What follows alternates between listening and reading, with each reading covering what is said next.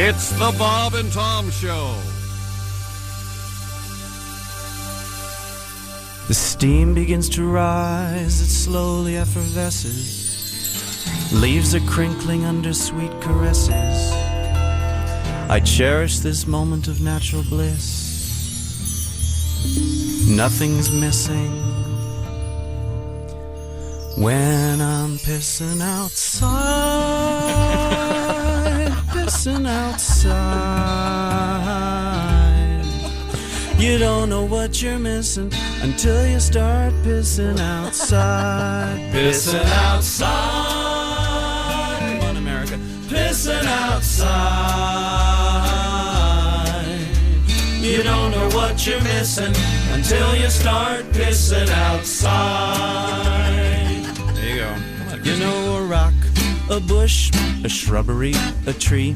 You can go anywhere you please. There's so many things that you can christen. So make it like your mission and just start pissing outside. Pissing outside. You don't know what you're missing until you start pissing outside. You know my favorite place is in the virgin snow. You find a fresh canvas and let it flow. Sign your name and watch it glisten. Unless you're in Alaska, then your task is to go faster, 'cause it freezes and you have to walk backwards while you're pissing outside. Pissing outside. You don't know what you're missing until you start pissing outside. Pissing outside. Pissing outside. Nice. You don't know what you're missing until you start pissing outside. Because the grass is always greener when you water with your wiener outside.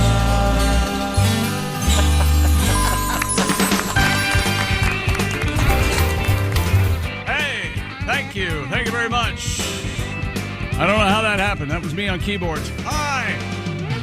It's the Bob and Tom Show from the O'Reilly Auto Parts Studios. There's Jess Hooker. Hello. At the news desk.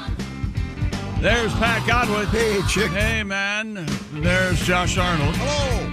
There's Ace Cosby. Hey. I'm Chick McGee. Hello, hello, hello. And there he is, the man in the pink hat. It's Tom. Hello, Tom. Hello. Horn stab. Thank you very much. We got to get up and running here. Yeah, let's do it. Is your Super Bowl hangover over? Yeah, I didn't really have. You mean the super blah? Okay, maybe not. No. A lot of people said they, boring super. I disagree. I thought it was fine. It was a fine game. Championship game. I thought it was a fine game. How many first downs did New England get? Well, a casual fan like you doesn't know up from down. I just like to see a little bit of action, like throwing the ball. You want 72-71, and everybody gets the ball at the end, and it takes 3 days to play. We all know what kind of game you want. I'll tell you what, that Bad Bunny had better moves than the New England backfield, but thank you, seriously. It's over. Now we got ourselves back at semi-full strength here. Wasn't there a streaker? Oh, really? Yeah. They kept him off TV. Yeah, and one of the defensive backs for New England tried to tackle him. He saw the guy closing in on him quick, and he went down to the turf. Yeah. I did not know that. And then a couple years ago, there was a guy who bet that there would be a streaker, and he went out and he did it. Struck and won the money. Boy, that doesn't count. I agree that shouldn't count. Well, I don't think either of you have a say in this. You're right. He got the money. Yeah. We don't make the rules. That's right. Okay. Well, now, speaking of the NFL, we'll be talking with our NFL correspondent, Kostaki Economopoulos, for the last time. In this NFL season, it's over. We'll see what Kostaki has to say. Also, we'll talk with a guy that knows a little something about the NFL. He is Frank Caliendo. Always like talking to Frank. And then little Timmy Cavanaugh will be our guest today. Holy cow, Murderer's Row. So we've got a bunch of great comedians on the way. A lot of interesting things happening in the news. The usual appearances of dogs and animals today. A couple cool dog stories. And there's a big sweetie. Llamas in the news today. If I know this is hard to imagine, but if dogs didn't exist, and I'm going to say cats either, what pet would you go to? No dogs, no cats. Boom. Oh, good question. Like a llama? I think I'd pick like a llama or a something hooved. I don't think one of those teapot pigs or whatever they call them. Right? Yeah. They say the pigs are very smart. Yeah. That's what I've heard. Yeah. And if you keep them out of the mud, I guess they'd be okay. Can they be house trained?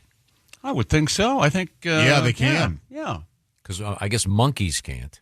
Monkeys cannot be house trained? That's surprising to me. See them with diapers all the time? No, see, if a monkey's not house trained, that seems almost vindictive to me. Yeah. They're doing it on purpose. Yeah, and they can Don't you throw think? stuff. Yeah. Yeah. So you don't have a... remember the Vietnamese potbelly pig craze was... oh, yeah. Yeah, pigs are probably the closest thing to dogs.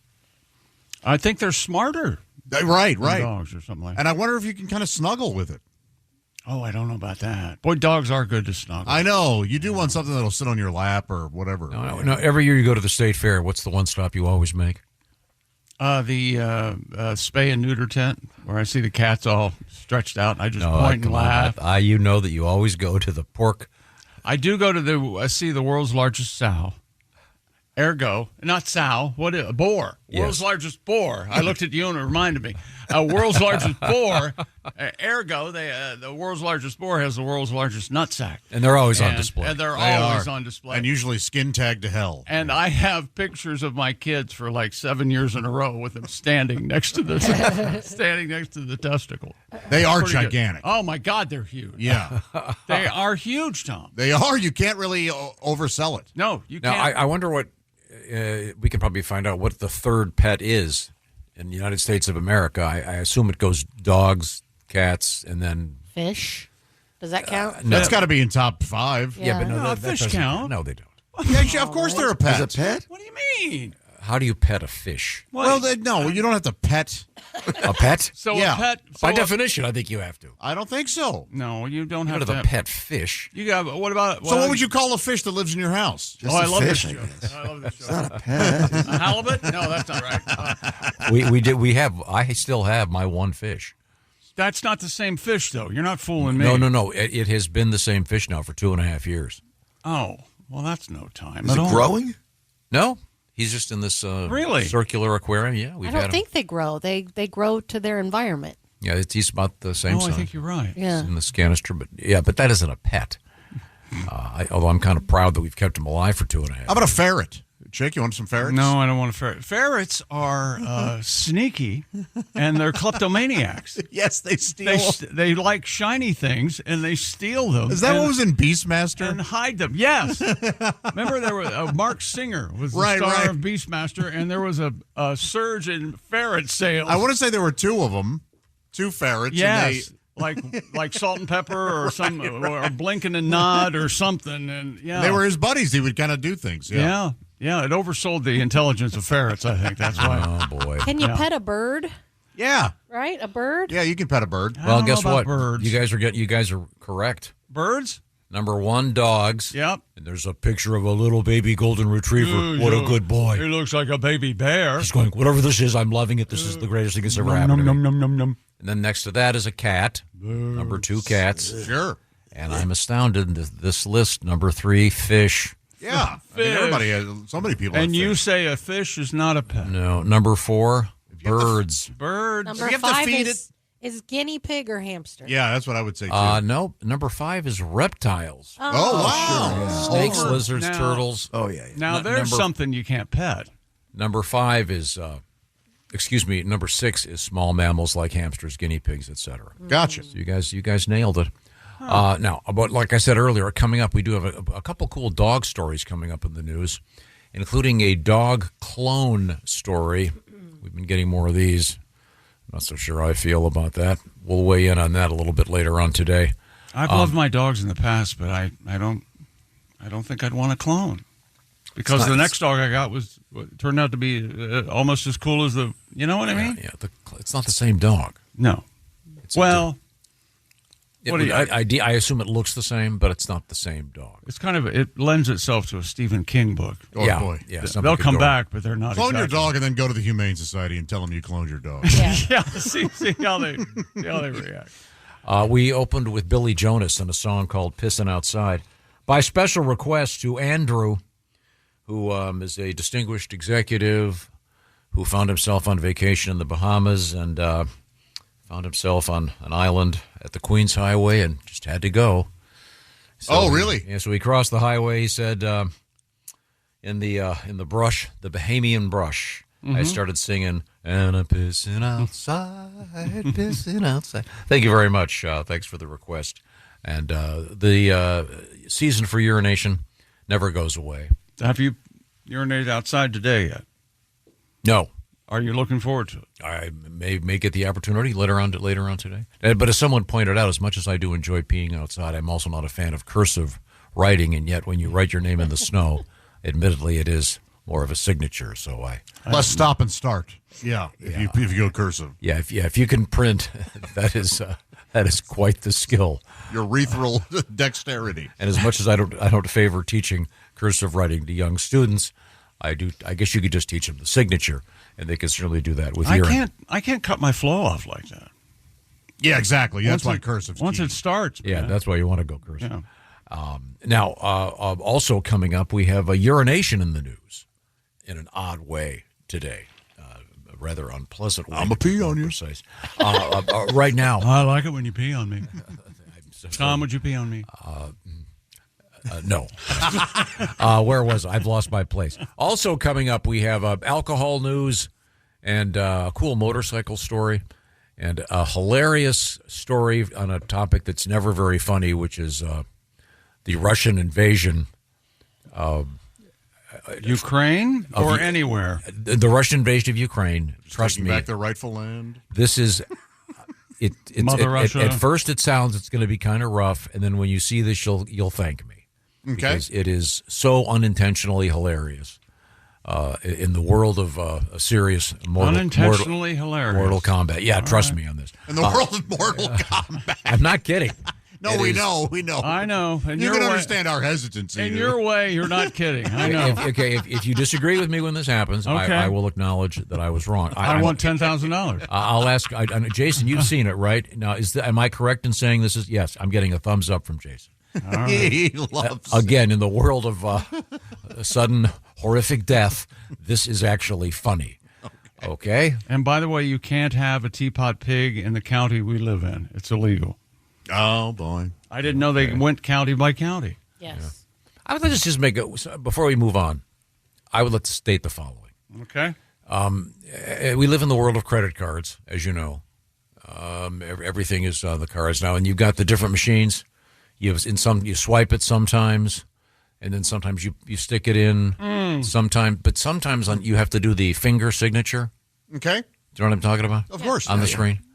I think I can pee my signature better than I can on one of those finger things, especially the little tiny ones. There's no way it's the postage stamp, but you got to take your finger on the electronic. The last couple times I bumped into signing, they have the nice pen there, and it really does work a lot better than it used to. Yeah, they have that at the drugstore, but that thing is diseased. You kidding me? I'm not going to touch anything that the people in front of me at Walgreens, the guy who's coughing with his booger-smeared hands, grabs that pen. It's TB. The It's great AIDS. unwashed. I'm just saying. All right. Okay. I'm not going to touch that thing. No. I want to help everybody out there. Fellas, pay attention for just a second. I want you to be Rougiette ready. What on earth does that mean? Rougiette is Rugiet, and Rougiette is all about tackling that stress that may be affecting you in the bedroom. You know what I'm talking about. In the world of so-called ED, Rougiette is a next-generation product. It's a next-generation prescription designed to help increase blood flow, prime your brain for arousal, and you know what I'm talking about here. It's interesting because it's 3 ingredients, and it's in mint form. You dissolve it under your tongue. It absorbs very quickly. Most men are ready for action in the bedroom in about 15 minutes. So you can stay present, confident, and in control when the time is right.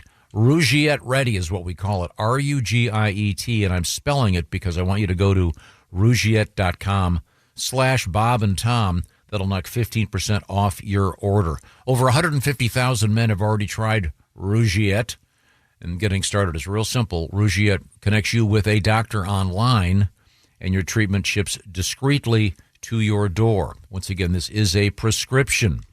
Now, for a limited time, Rougiette.com/Bob and Tom will knock 15% off. That's Rugiet, Rugiet.com/Bob and Tom. 15% off. Use the link so they know we sent you, please. That'll help us out. Rougiette.com/Bob and Tom. Time to take back your health. Individual results may vary. See if it works for you. Rougiette Ready is a compounded prescription and is not FDA approved. Visit Rougiette.com for full safety information. Once again, about 15 minutes under the tongue with the Rougiette compounded mint. Rugiet. I'm spelling it over and over again because it's kind of confusing. Rougiette. It does sound kind of French, doesn't it? Very much so. Ho, ho, ho. Ho, ho, ho, Rougiette. Le boying. Fifi. Boing. Boing in any language. La erection. I'll tell them that should be their new slogan. Coming up, we have news from the world of sports. We have letters. You can reach us, of course. We'd love to hear from you here in the O'Reilly Auto Parts studios. This is the Bob and Tom Show. Going online without ExpressVPN is like printing your social security number on your business card. You're just putting way too much personal information out into the world. Why would you take that risk? Every time you connect to an unencrypted network in cafes, hotels, airports, etc., your online data is not secure. Any hacker on the same network can gain access to and steal your personal data, like passwords, bank logins, credit card details, and more. You know, it doesn't take much technical knowledge to hack someone. Any hacker on the same network can gain access to and steal your personal data. This is why you need ExpressVPN. Your data is valuable. Hackers can make up to $1,000 per person selling personal information on the dark web. ExpressVPN stops hackers from stealing your data by creating a secure encrypted tunnel between your device and the internet. One of our staff members signed up for ExpressVPN because they had an identity theft scare when they were shopping online. Their kids were accessing the internet, and they wanted to be cautious about their privacy. ExpressVPN plans start at just $3.49 a month. That's only 12 cents a day. It would take a hacker with a supercomputer over 1 billion years to get past ExpressVPN's encryption. And ExpressVPN works on all devices, phones, laptops, tablets, and more, so you can stay secure on the go. Secure your online data today by visiting expressvpn.com/Bob and Tom. That's expressvpn.com/Bob and Tom to find out how you can get up to 4 extra months. Once again, it's expressvpn.com/Bob and Tom. Welcome back to the Bob and Tom Show. We are in the O'Reilly Auto Parts studios. Think O'Reilly Auto Parts for all your car care needs. Get the parts and service you need fast from the professional parts people at O'Reilly Auto Parts. There's Jess Hooker. Hello. She's wearing her lovely coral hoodie there, Tom. Your thoughts on that color? Great color. Thank you. Great color. Yep. There's Pat Godwin in his black. Hey, Yep. There's Josh Arnold in his flannel. Hi. There's Ace Cosby in black. I'm Chick McGee, and hello, Tom. Is that a sweater or a That's sweatshirt? thermal. Just nice, comfy thermal. You've kind of segued from being a shoe guy to being a quarter zip thermal guy. Keeps Papa warm. Okay. Oh, well, yeah. Very nice. Now it's the portion of the program in which we read your letters. We'd love to hear from you. Bob and Tom at bobandtom.com. What have you got over there? Well, I've got this. First of all, emails brought to you by Sleep Number. Save on personalized comfort during Sleep Number's President's Day sale. Don't you love that? Washington and Lincoln, I believe. Personalized comfort. Oh, It's not just, they're not just saying, hey, comfort for all. No. This is for you. There are many beds like it, but this one is mine. Uh-huh. It's personalized. Their best deals are right now, too, for a limited time. Only at Sleep Number or sleepnumber.com. Dear Bob and Tom Show, I am behind listening to your show, and I'm on the podcast. I listened to the February 4th show, and Chick absolutely nails his prediction for the Super Bowl. Tight in the first half, then the Seahawks blow the doors off. What an absolute legend Chick is. I'm telling you. Yeah. I'm just reading the letters. Tom better be nice to Chick today. That's from Jimmy. Did you hear any of that? I think it usually goes the other way. What do you mean? I think you're usually mean to Tom. No. I acknowledged your pick. In fact, Yes, based on yours and Kostaki's input, I made a substantial wager on the game. I was quite Did pleased. you really? Quite pleased with the result financially. I still think the game was incredibly boring. Were you? Well, how can you think it was boring and then you win money? Substantial wager doesn't equal boring in any sense. Right. No, it does. All right. Boy, to be able to make a substantial wager and be bored with Yeah, it. well, I won My. I won $4,000. Ho hum. Yeah. Once again, the nuance, the distinction between the journey and the destination has gone over your heads. It was a boring game. I'm sorry. Someone introduced the New England Patriots to a first down. Will you in the first half? No, I have a letter over here. Thank you very much. All right, Coach. You're welcome. Thank you very much. Yes. I acknowledge by the way, you're killing it. Go ahead. I acknowledge your skill and your fine picks. Are any of you watching Olympic curling? Writes Stephanie. Everybody. Yeah. Including me. Yep. If you listen, turn it up, and don't watch the screen, it sounds so filthy. Really? As the male sweeper is doing his job, the female partner is harder, faster. And then she'll stop. No. Who? Really? Now, I haven't heard it. Yeah, someone needs to put that. That's funny. Now, what This does could the easily be- sweeping? Does the sweeping slow it down or speed it up or both? Or Both? do we know? Really? Yes. Son of a gun. Boy, Yes. oh boy. Now, I say to really slow it up, you just stop sweeping altogether. Okay. But it looks like they can kind of sweep the sweepings in the way of the stone. Oh. Is the okay. sweeping a wind thing or a heat thing? It's a surface slickness thing. Oh, Now, Yeah. I think that would be a much better sport if it were And directional. If it were played, because I know you're big on. It was a great game. It was snowing. You couldn't see the field. That's football. This overly macho. That is, first of all, Overly macho. that's an amazing impression of me. You that was nailed chick it. over there. Couldn't believe it. I'm sorry. I mean, you nailed the impression of me. I tell you that right now. Maybe if the Denver game had been played in normal circumstances, they would have been at the Super Bowl instead of the crappy New England Patriots.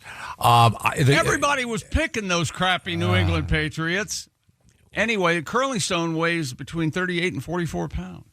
That seems and heavy. all the stone is from a specific island in Scotland. We learned that. But my point is it should be played outdoors on ponds where the possibility of you and the stone going into the water would Is exist. that right? Now you've got some tension. Well, that's kind of the same argument with you and the inclement weather for football games. I know. That heightens the drama. If it might No, and football just ruins it. a blinding snowstorm, A telegenic Well, sport that you don't- can't see the field. You don't think a curler and the stone going into a pond and drowning would ruin the competition? Oh, very entertaining. Then you'd get that little miniature Japanese guy that's the skater out there, and we'd have our all-American 275 muscular guy. Apollo Antonono? He goes right into the drink. Who are you talking I about? like the. Oh, the flashy one? Oh, he was good. He's amazing. Yeah, he was real Oh, good. the backflip guy? Yeah. Wow. Quad gold? No, Who's that? that's the his quad name? god is American. Oh, I know. Yeah. Oh, he was okay. talking about the Japanese dude who's real flashy. And Oh, yeah. Oh, no, I meant the crazy, the American one that does the backflip. Oof, it's getting harder and harder to talk to you guys. Well, I know. you've been I was away just for a trying while, to clarify what I actually meant. I apologize. You've been away I don't- for a while, No, Josh. you guys, you and Tom I mean, are like, you guys literally talked to like about 3 different gymnasts in the same sentence. No, they're sky skaters, Josh. Boy, but I guess the drugs are No, still go ahead. lingering. You can make fun of me for all of your errors. That's Yeah, fine. that's fine. If it makes you feel better, So I anyway, can take it. Okay. Yes or no? Are they skaters or gymnasts? They're skaters. Okay. And I truly But do you not. old fools, you fogey bastards, got my brain so wrapped up. Oh, it's our fault, Pat. Wait a minute. You know, we need a song. It is. If you go to a nursing home and you start talking to people, you walk out thinking you're crazy. You do. That's what this room is. I just left when you're not wrong. If we don't change our motto to Did you not home- say the little Japanese guy? First off, you brought him into curling for whatever reason. Not even just curling, but curling and drowning. I'm just saying he'd have an advantage because yesterday I made the point. I think there should be weight classes in ice skating. That's not a I valid don't think point. it's fair you've got some That's little not miniature guy out That's there. not a point. Anyone that has a modicum of understanding of the world of physics understands that the little tiny people have a much... We all understand that tiny people make the good figures. Actually, there are some really tall figure skaters. There are a couple. And any of the, yeah. They should get some extra points. the same way in the NBA, it'd be a lot better if guys under 6 feet, when they got a three-pointer, it counted for 4. That's all I'm saying. And honestly, I don't know what I'm talking about. I just like the guy that flipped. I don't even like the Olympics. I don't know the guy's name. I don't know why I even If jumped we in. don't change the Bob and Tom show our motto to home of the fogey bastards, I'm going to want to know why. Man, what is an old fogey? I wonder what the old origin fogey. of I don't know what fogey comes from. Now, let's get Fogey was a fogey, you know that. a bogey. Yeah. Now, Old fogey, Josh has bogey. been gone for about 10 days. Yeah, with, food tasted better. The air Apparently was forgot his cleaner. manners. he was, Josh was having some work done. Evidently, and he's got some money making decisions over there now. I guess. I don't want to violate the so-called HIPAA regulations, but you pointed out that you, if you don't mind, I'll elaborate to some I degree. did diverticulitis. Diverticulitis. So there was a lot of activity going on in the lower areas. No, that's not true at all. But boy, if you only listen when I explain what happens to me. No, he doesn't. He just wipes it off. What do you think he tells people happen to me? Oh God. Well, we know that you can't pay for your bills, your hospital bills. We do know Is that what he thinks? Yes. We had Now, I understand Josh is having a lot of trouble with insurance. I understand. Oh, is that right? Yeah. I've had a great insurance company. these are all lies. And I know that's We have absolutely the I truth. have no doubt. That is absolutely Anytime the truth. I know I have And no I, doubt. he said that. Because I'm and I- not on the company insurance here, which, by the way, you're welcome. You don't have to pay for my little portion. Yeah, which is psychotic. that's what kind of hilarious. plan is Do I this need to play you anyway? the recording of the show manager thanking me for not taking the work insurance? No, I dictated that. Now, I do have a letter. We must have. You're given- not allowed to talk anymore on the show. We must have had some kind of hint as to what was going on. Here's just a I quick, ha- I have a quick letter- hint for those interested in getting work insurance. Okay. If everybody you work with is 102 and you're 48, your premium is $9,000 a month. That's exactly right. So That's you might pretty look much it. elsewhere. Yeah. But just know that when you look elsewhere and find somewhere that's cheaper, your boss is going to think you get insurance from a guy who lives behind the big lots. Oh yeah, that's what he thinks. And it's one of He those doesn't things. live it, behind the it- big it lot. happens like 5 or 7 times a day. He lives underneath the bridge on Keystone. He'll say, Now, and he doesn't even know. He'll say stuff like that, and then I just close my mouth and walk out of the studio because it's just so wild. I don't have the insurance here either, John. Oh, my God. If you work with a guy with 3 back surgeries in 2 years, you may want to get your own insurance. Yeah, the reason I don't have it here is because Godwin spends all the money on it. I spend all Could the I get money. to the? There is a letter about. Did Josh have an O-ring replaced? I'm not sure what that means. No, my anus is still intact. Okay, good. Well, one of the things you missed, we've had various stories about this in the past several years.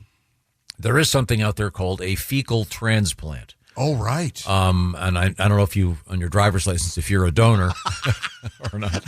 Depends on how bad the accident is. But this is a news story from last week about a development. This is serious business.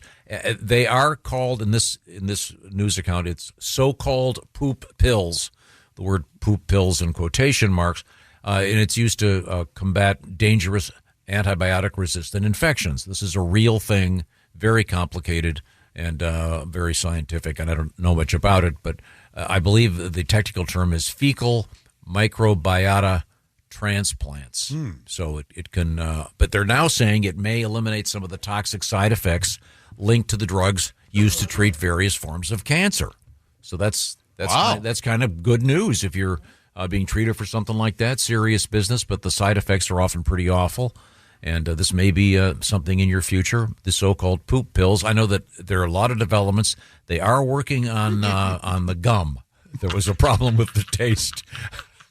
Well, thank goodness there. But the pills, so sorry. Now, Pat, I believe you have a tribute. That's what I was trying to get to when I alluded to Josh's ailment. You missed this. You were out, buddy. So I'm gonna do it for you. Here we go. All right. You're gonna enjoy it. It's a Carly Simon tribute. Excellent. It's about poop.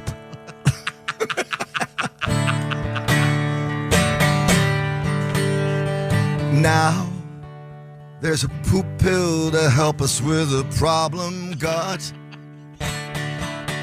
It's a crapsule. Christy would say, she actually said that, got a huge laugh when you were gone. Yeah.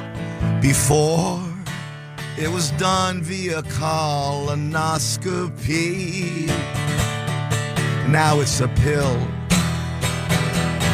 taken orally.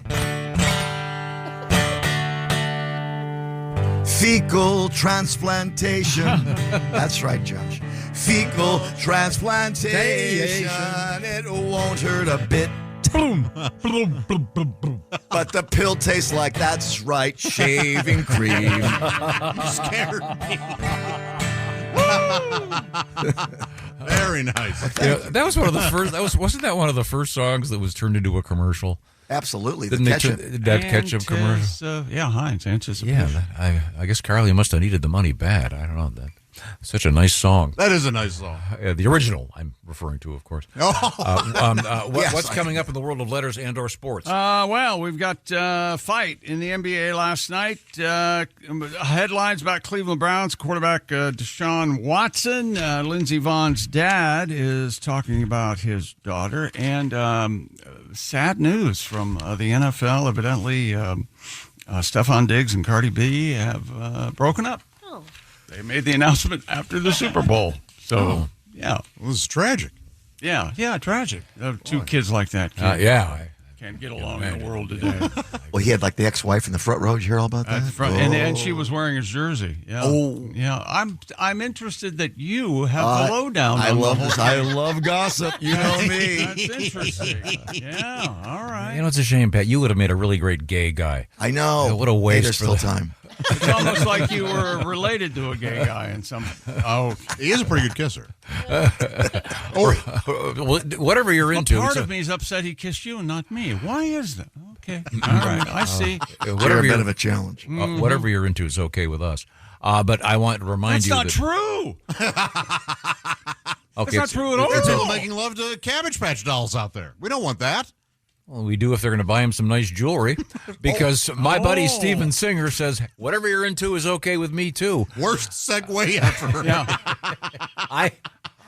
even Steven Singer's I get gonna. an E for effort. Yes, you do. Tried to clear the deck, but was unable to. Steven Singer Jewelers, there is still time. The clock be a ticking, ladies and gentlemen. Saturday night, Valentine's Day evening.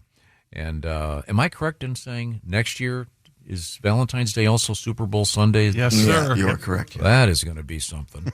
I'm sure the NFL will have a way to cash in on that somehow. Valentine's Day this Saturday, and among other things, Steven Singer has the exclusive rights to those things right over there. It's the beautiful Sunset Gold Dipped Rose. Free shipping.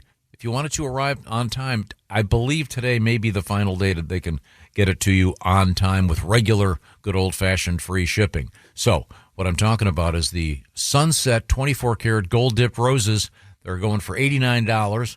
You can look at them by going to IHateStevenSinger.com. They last forever, capturing the sort of sunset hues. That's what they're calling it, the Sunset Rose. Steven's famous gold-dipped roses are real roses dipped in pure 24-karat gold, guaranteed to last a lifetime.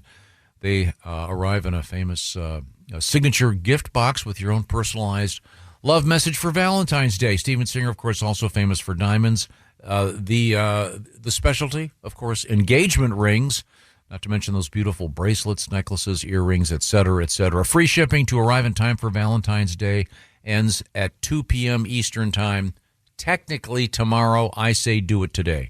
The new Sunset Rose, an exclusive from Steven Singer Jewelers, Once again, lots of cool jewelry. Check out the inventory at IHateStevenSinger.com. Coming up, more of your letters. Coming up, a rare comic moment from the war in Ukraine. Wow. Gentlemen, I thought you were going to say a rare comic moment from the show. Well, hey, look, we still have 20 minutes in this hour to get that right. one You guys in. Want to talk peanut butter and jelly, too? Yes. We have a letter. Peanut butter jelly time. At what age did you stop? I wouldn't eat the crust till I was about 12. Oh, really? We always had to. And now I eat the crust from my walk by my daughter. Are you going to eat that? It's like my mother told me, it's the best part.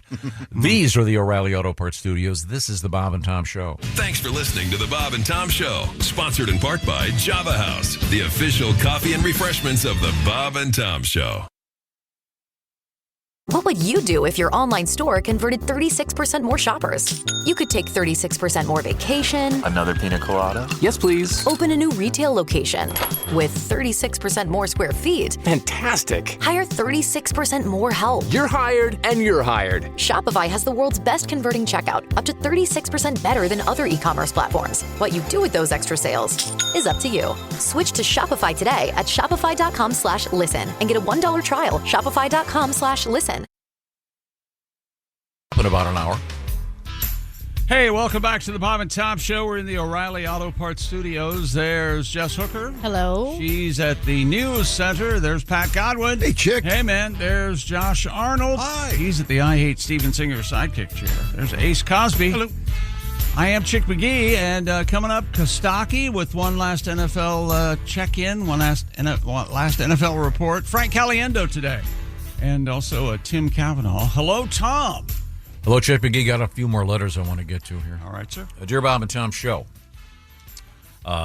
you guys were talking about the Aura frame. Yeah, they're cool, huh? There's one right behind Josh there.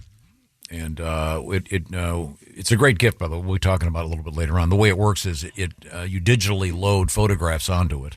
So there's a whole bunch of pictures we put on there, various live shows with you guys, et cetera, et cetera. This is a letter from Brian in Iowa. He says, I was catching up on your show yesterday. A few thoughts. First, welcome back, Josh. Hi, thanks. Sorry to hear about your O-ring replacement surgery. It went well. Okay. Tighter than ever. The funniest part of the show for me was your Aura. I can verify that. Your Aura frame ad. Tom was reciting what the pictures were coming up, and there was a picture of Tom and Ace at the Kiss concert, and Chick quietly said, I can't even imagine. Oh, yeah. I sure did. Well, Brian, you're welcome.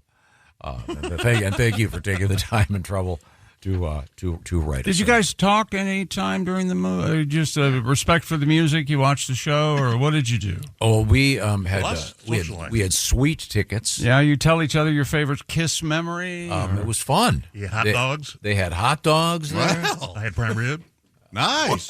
I had a hot dog. That sounds like Ace had a doggy bag, just filling it up, huh? It was fun because you can kind of walk around. And now, when you recently you went to an NBA game, a WNBA game, and you said, "Wow, they had a scoreboard there to keep you up to date on what was happening on the court." Did they do that during concert? What I was trying to underscore was the vast improvements in the world of scoreboard technology.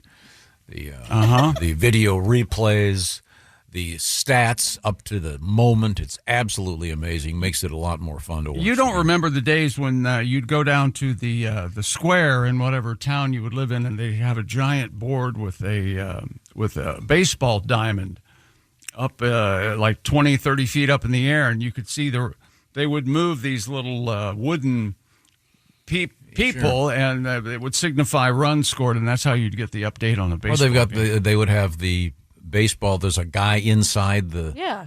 Oh, they still do that at Wrigley. There's a guy in there replacing numbers. They can never replace that, man. No. Were you guys ever scorecard guys at the baseball game? Yes. Oh, really? Oh, yeah. Or the basketball game, you flip it over at the scores table? At the ball game, every batter you'd. Yeah, and there's a whole code language. It's kind of like the language of texting. Yeah. I think it went out of favor when someone got 3 strikes. I did it at a basketball game because 3 strikeouts. I was also the announcer. Sorry, only Josh gets that joke. I heard it. See, a strikeout, Pat, you'd write K. For strikeout. So I got 3 strikeouts. Wish you didn't repeat that. Very unfortunate in text language. Sorry. You have another letter over there? I do. I do, and it's going to sound like Josh. Oh, sorry. Go Andy ahead. writes in he's a peanut butter and jelly connoisseur. And you guys know me. It's my favorite food. Mm-hmm. He says, I was wondering, what is Josh's perfect PB&J? Perfect. Types of bread, jelly, peanut butter. Does he peanut butter both sides of the bread? What's the ratio of PB to J? Oh, I'm curious. I've never heard of I've never heard of the 2 sides of the bread spread. Oh, thing. yeah. There's only one time. There's only. This is the only situation where I will peanut butter both sides of the bread. Every now and again, I use my perfect PB&J. It is just plain Wonder white bread. All right. All right. Now, sometimes you'll get a sizable hole in the slice of bread. It just comes that way. Okay. There was air in the loaf when they sliced it. There's now a dime-sized hole. We've all seen it. I plug that hole with peanut butter. Oh. So that jelly doesn't get through it, because peanut butter is less sticky than jelly, and I would rather have. I mean, this is all. No, So it all makes and the sense. peanut butter is more viscous, and Yes. so it's more like a plaster. Exactly. Than You thought this out. Oh yeah. Instead of grabbing a new slice, you'll plaster up the. What am I going to do with that slice? Throw it to the ducks. Put it in a toaster, put some butter on it, and eat First it. of all, I think it's cool that you have That is a good ducks idea. in your kitchen. I was going to say, yeah, you got ducks? That's All right. great. So now, what kind of jelly are we talking about? Live on a pond. I am a Concord grape. Oh, And there's only one brand. The Welch's. I believe, is, yeah. Now, do you do the preserves or the jelly? No, just the jelly. Strawberry preserves over here. And Concord grapes are the only grapes that can go twice the speed of sound. Is that right? That's right. And I made the mistake. I bought jam accidentally instead of jelly. I did not care for Now, it. to me, jam is a toast item, not a peanut butter and jelly item. All right. So, Tom, didn't you have? Oh, God. Didn't you have the different? I can't tell difference between jam and jelly. Can you help me out over there? Well, yeah, I can't. I can't jelly the Sharpie up your ass. I got you. now, when it comes to ratio, I'm a Jif man too. Hey, you missed that part. You like Sorry. Jif? Loyal Just peanut Jif. butter. Creamy, Yeah. right? Creamy Yes, Jif. creamy. Ratio. Pretty thick on the peanut butter. You get some ratio profiling. Oh. Yes, my ratio profile of peanut butter and jelly. And thinner on the jelly. I want a little more peanut butter than jelly. Well, that's simply wrong. Okay. It's interesting. That's Even. You got to go even, man.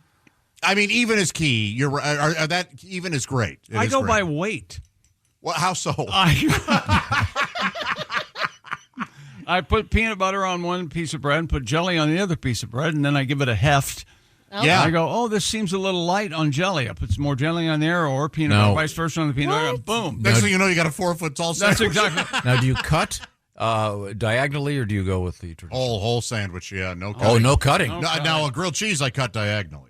Okay. Yeah, but peanut butter and jelly, I just... Anybody making grilled cheese this time of morning? That sounds really good. Those are With delicious. a little bit of ham. Yeah, grilled cheese. Good morning. Nice, nice. Right? Coming up, we have some sporting news. We have your letters, and we'd love to hear about you and hear naked pictures of you. And see them we'll also. hear from Pat and the update on Cardi B and Stephon Diggs. He's got he's got the lowdown. I'm well read on the topic. God, why would you waste a moment reading about this? Because it clears my head and it gets me out of my space. I see. And then he starts playing with Gossip himself. and bad. I'll vote I don't care. Okay. These are the O'Reilly Auto Parts Studios. This is the Bob and Tom Show. Just got to get a hold of us? Call, text, or email. Get all the contact information you need at bobandtom.com. This is the Bob and Tom Show. I didn't think the pain from the shingles rash would affect simple, everyday tasks like bathing, getting dressed, or even walking around. I was wrong. Though not everyone at risk will develop it, 99% of people over the age of 50 already have the virus that causes shingles, and it could reactivate at any time. I developed it, and the blistering rash lasted for weeks. Don't learn the hard way, like I did. Talk to your doctor or pharmacist today. Sponsored by GSK. Hey, welcome back to the Bob and Tom Show. We are in the O'Reilly Auto Parts Studios at the Bob and Tom News Center. It's the one and only Jess Hooker. Hello. There's Pat Godwin. Hey, chick. Got a song coming up there, buddy? I do, sure. You damn right we do. There's Josh Arnold. And Pat, you have a story about a cruise? Yeah. Something interesting between that was you just and for off the air. a I'm fellow sorry. comedian happened on a... Lots of stuff happened. There's Ace Cosby. Hey, Chick. Hey, man, I'm Chick McGee, and lots of sports and news. A couple of letters coming up, and was that you wheezing? I was thinking about something funny that happened. That was him wheezing. Oh, okay. Yeah. I thought it was an electron. I'm a wheezer, too, every now and Yeah. again. You laugh and you wheeze, love Tom? that. You ever get that? You ever get that, chick? I don't wheeze, no. When Tom laughs really hard, he doesn't make any sound. Right. Which is handy for the radio. Christy's, she's the occasional snorter, isn't she? Yeah, she'll snort. Do you, Jess? No. I don't think so. No, we have a letter about snoring. Sorry to bother you. Sorry. I had nothing. I'm sorry. Shane in Temecula, California. He goes... Beautiful country right there by San Diego. He goes, I'm a devoted fan. I wake up near San Diego, California at 1 a.m. on the road to work by 1:20. Wow. Listening to the previous day's replay, park in the parking structure at work at 2 a.m., switch to the live broadcast at 3 a.m., and start working at 8 a.m. That's too much. I started doing this because my wife said I snored, so I sleep in the front seat of my car with it tilted up. I've never slept better. Holy cow. No way to live, boy. Get your own house. Get your own house, boy. Thank you, Shane. That's interesting. Now, you know that you snore. I don't think I do anymore. I bet you snore less now. Yeah, you do. Yeah. I haven't heard any complaints recently. Oh. I mean, are we still talking about snoring? Huh? The slow burn. It was a killer slow burn. Sorry. No, because when we were on the road, if your room was next to mine, I could hear you snoring through the... I went on vacation with you once. Whew, I thought I was loud. Uh-oh. According to Pat, you guys canoodled one night on the beach. We got drunk and had to sleep on the couch together. We got locked out. Yeah. Couch at the porch. Pat and I were never on a beach vacation together. Figures rogering. We were in London, England for 24 hours to see Cream with Eric Clapton, Jack Bruce, and Tom Ginger and Baker. Pat on a beach at Canoodling. night on a towel, and they're lying on their sides looking at each other. Yep. Oh, man. That's know a poster I would... I know it never happened, but just picturing it in my head's enough. It's so funny. AI, we can make this happen. Yes, we can. Don't even say it out loud. You want to buy a billboard? Yes. I'm in for halvesies. Your Bob and Tom show. We had a female German Shepherd growing up named Banshee, named after the aircraft that my brother worked with during his time in Vietnam. Wow. Well, that's badass. Holy hell. Banshee.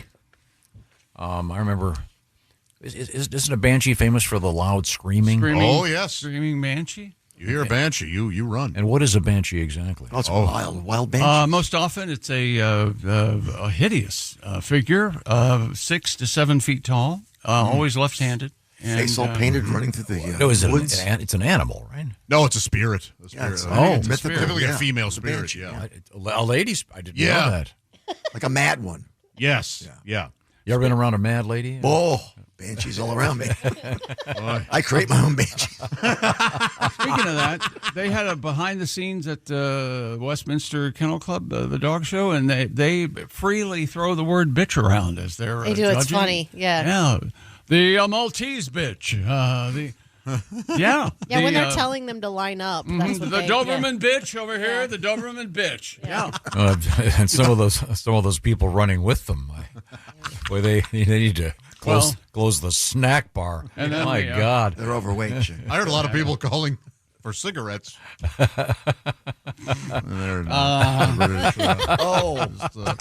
Apparently, a lot of people like to smoke at those. And over here, the pug bitch, and bring your dog too. Okay. And then, Man, if one of those guys has done that. Hello, Okay. Dear Bob and Tom show. I too. This is from Susan in Billings, Montana. I make baked potatoes and chicken barbecue for the Super Bowl. Sounds good. A few weeks ago, you read a letter about a gentleman putting the barbecue on top of the potato. So, on top of the potato, I tried it, and it was, man, oh, man, I won't ever eat the two any other way ever again. Nice. Thank you to that listener who came up with this idea, Susan in Billings, Montana. We were talking off the air a little bit about the skiing at the Olympics and the ski jumping, and then also the downhill, incredibly dangerous. 80 miles an hour on ice. And the controversy continues of all things. This sounds like something we'd make up, but involving the ski jumpers and the use of performance-enhancing drugs in the male member area. There's the accusations that they were actually shooting some chemical into their male member to make it temporarily larger, so that those pants that they have to have fitted would have a little extra, a skosh, if you will, in the groin, so they could fly better, which is very unusual. This is comes to us from Chad. I grew up going to a place called Paoli Peaks in Paoli, Indiana, to ski. Yeah. The first time I ever went, I tried skiing. I couldn't figure out how to stop, so I just would lay on my back. And after getting snow up my back a few times, I turned the skis in and got a snowboard. Took off, had no trouble. No kidding. I used to skateboard, so snowboarding came naturally to me. After a few times, I got pretty confident going down the hill with its jumps and rails. I thought I was hitting a 5-foot jump. It turned out to be a 25-foot jump. Oh, man. I remember flying through the air and looking down at the snow, and that was it. I woke up in the hospital, knocked out cold, severe concussion. Whoa. It didn't feel too good, but I kept going back, and I still snowboard. Thank you, Chad from Jasper. All right. All right, and there's some pretty cool snowboarding at the Olympics, too. They are flying around, and I don't know how they land. You would never entertain the idea of trying snowboarding? That's too late for me. Too late? Okay. Yeah, I'm a skier, but... Well, the way you learned to ski, I'm assuming you were a toddler, and that would seem to be the best way to learn to ski. When you're little, because you're not falling that far because your head's only a couple feet off the ground. Yeah, for unless you're a really tall kid, then you got. Speaking of those small of stature, Brad Williams was our guest yesterday. And he's going to be on stage tomorrow night in Evansville. He's got a whole bunch of gigs coming up if you're a Brad Williams fan. Saginaw, Indy, Shreveport, Fort Smith, Duluth, Louisville, Sioux City, Madison, Wisconsin, all on the roster of the Brad Williams Comedy Tour. Lots of other shows coming up, including, I'd like to put a plug in for this one. Apparently they're going to add a second show for the two Jeffs. What did you call the show? It's Taco Night and Comedy. Jeff and Jeff. Jeff and Jeff in Marshall, Illinois at the Castle Finn Winery. Jeff Oskey and Jeff Bodart are going to be at the Castle Finn Winery. Once again, it is in Marshall, Illinois, coming up Valentine's Day evening. I think they should call it the Jeff Comedy Jam. Yes. That's very perfect. Yeah, Jeff I like Comedy. that. That's very good. And isn't Jeff Bodart and Jeff Oskey both going to be in the studio together at some point this week? Yeah. Yes. Awesome. That's exciting. On Thursday. So that's coming up also on Valentine's Day evening. Willie G and Patty G in Evansville, Indiana at Pat Kozlitz's. How do you get tickets for that show? Do you know? Practice. How do you get tickets, Jess? Do you have any idea? No, I tried. No, I think you call them. It's in person. I think it's an old school kind of call. I'll look into it. And No, you have to look into it. We've already looked into it. The problem is it's an old school kind of operation. What's the answer? It's packed. The answer is call him, I guess, right? It's not Just do you have his, just like I said. do you have his cell phone number? There are many, many days. Each day, I like to think of the show. Each day is different. Yo, sure. You know, don't have any preconceived notions about who's going to act how. And, but you're really you threw me a curveball today. Initially, I thought, he's going to be in a bad mood, and then you flipped it right around. And now I'm thinking he's going to be in a great mood, and you flipped it right around. It's like you're in a bad mood again. So I don't. You're really kind of throwing me today. It's a simple question. If I were involved in it, I would know where I was going to be. I know. Well, and he usually does it. And so I looked it up. I couldn't find it. Another way to look at it is you are involved in it, and why don't you know already? I honestly, I guarantee you, Willie's Instagram has a link to it. Yes. All right. Okay. He's always on top of that. I'm being told he does not. It doesn't. I looked there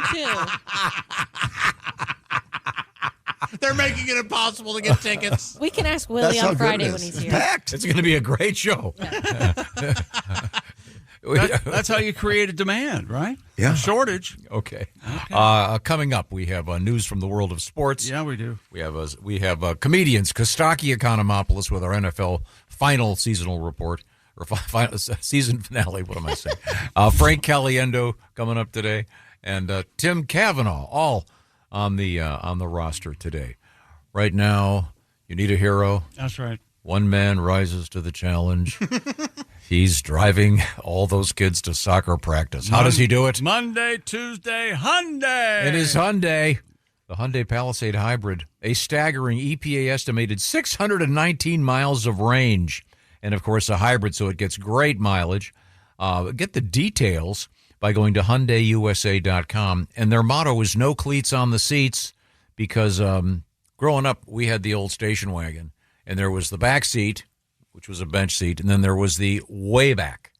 And sometimes you could open up the back hatch and go in that way.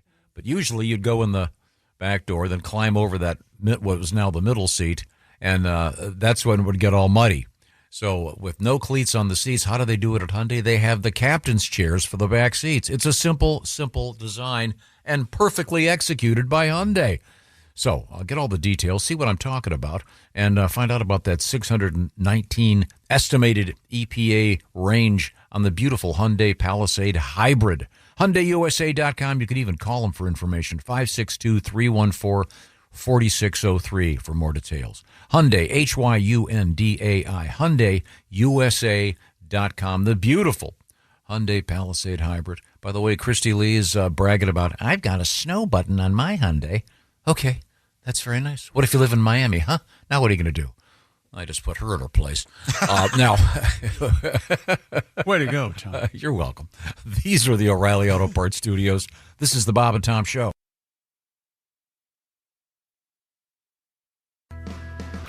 Hey, hi there. Welcome back to the Bob and Tom Show in the O'Reilly Auto Parts Studios. At the news desk, it's Jess Hooker. Hello. There's Pat Godwin. Hey, Chick. Hey, man. There's Josh Arnold. Hi. Over there at the I Hate Steven Singer sidekick chair, there's Ace Cosby. Howdy. I am Chick McGee at the sports desk and got one or two letters left from our listeners, brought to you by Sleep Number Bed. Dear Bob and Tom Show, my office had a presentation by a sales rep yesterday. Okay.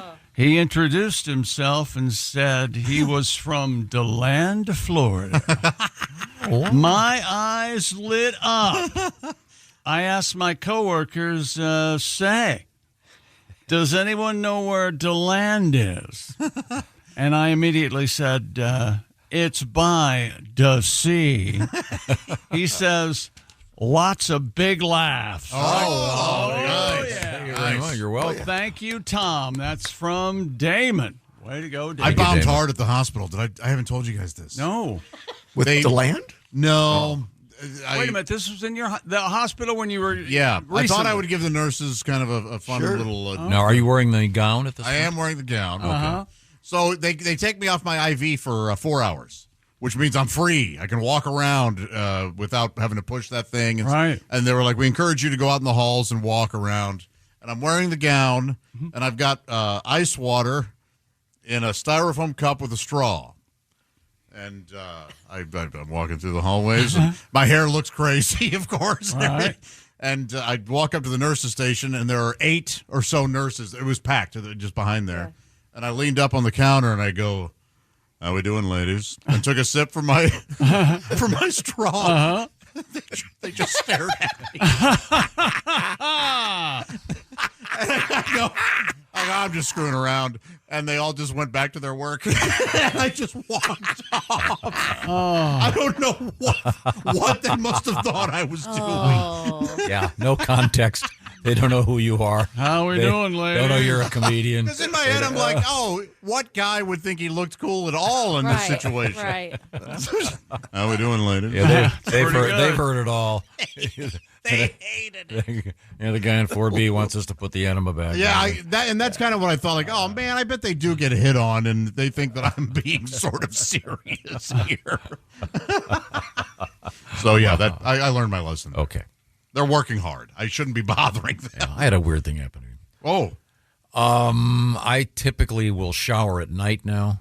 Okay. Oh, really? Yeah, I almost never shower in the morning anymore. You don't want to take the day's filth to bed with you. Yeah. And I want to get here early, get some stuff done. So, a couple nights ago, he's the hardest working man in show business. A couple nights ago, he likes the Rose Parade. As soon as one ends, he prepares for the next one.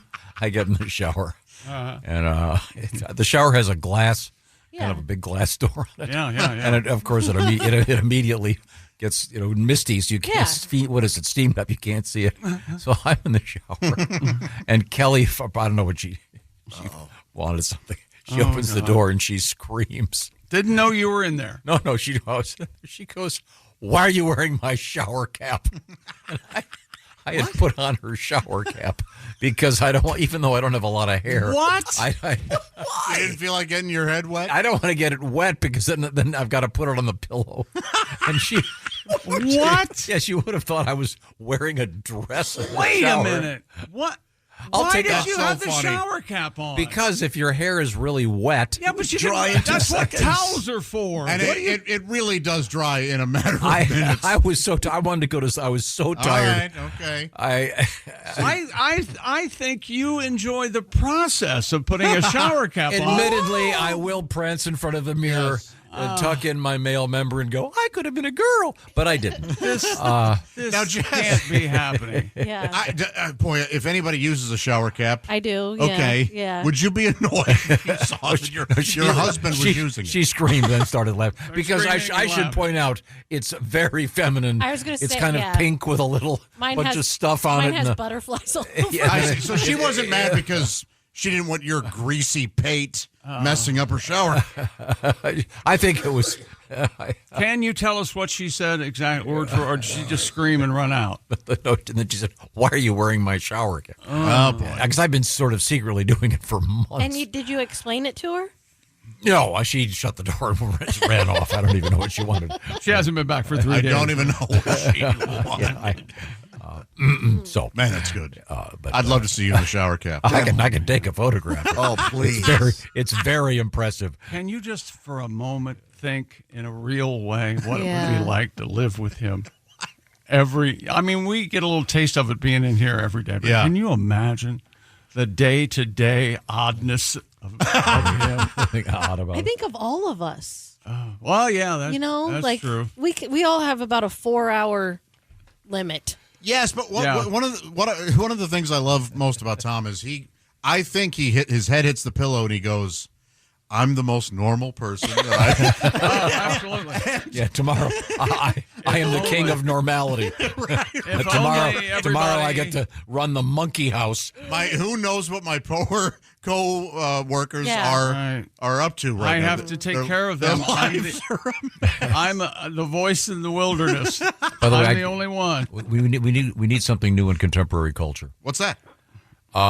When you're walking your dogs and you have earbuds in, but you've got a hat on and people can't see the earbuds, and they come up to you and start talking, and then you've got to go, "Wait a second, hold on." And you take your gloves off, fish your phone out, and disrobe trying to get to it.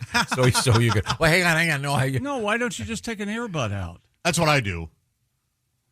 You take one out and it usually stops. You don't have to take stops your the whole phone process. out. Yeah. What? Just take the earbud out. You take one out. One out. Boom. And you're good. It cuts it off. Oh, my God. Wait a minute. Just problem solved. I thought we needed a signal. No, it happens at the gym all the time. One earbud. Boom. And then when you put the earbud back in, it starts where you left automatically. Off. Yeah. Really? Yes. Oh, yeah. Yeah. No idea. Oh, yeah. They thought of that. I think do you guys think it's rude? Some Olympians are being interviewed, and they have their warm-up music they want to listen to going on in their earbuds and stuff, and they'll still give the interview, though, and they have the earbuds in their ears, and I'm sure they're not listening to anything. Yeah. But to me, it just looks rude. Am I just being an old man? You are, but to interview them, you mean? Yeah, as they're being interviewed, they still have earbuds in. So you think they should just take them out? So it Would appears it drive that you they're crazy paying if you attention. talked to your kid and they had their earbuds in? Yeah, it happens a lot. I don't like it at all. And even if they're not even listening to something, it just gives the impression but that it's an accessory now. It's not just for purpose. You know what I mean? Like, it's not just to listen. Kids just like to wear them. What? Yes. It's an accessory. Yeah. Weird. The same way with, and by the way, with headphones. has- Like they'd keep them around their neck. In the history of the NFL, Chick, answer me this. Oh, God.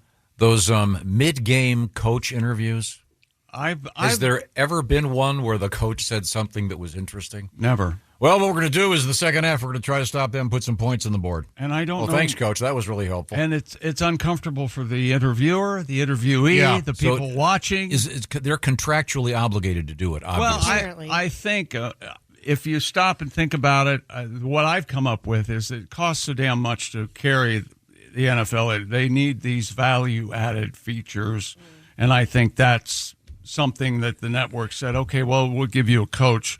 We'll give you both coaches at halftime and before the game. It's awful. You can talk to them. But the ones in the middle of the game are just awful. Yeah. Well, it's not the coach's fault. I know. Yeah. Of course. Yeah, it's such a bummer that they have to do that. But don't you wish they'd say, well, as you can see, bitch, we're behind by 4 scores, and if I could get your ass out of my way, I could maybe help these fellas.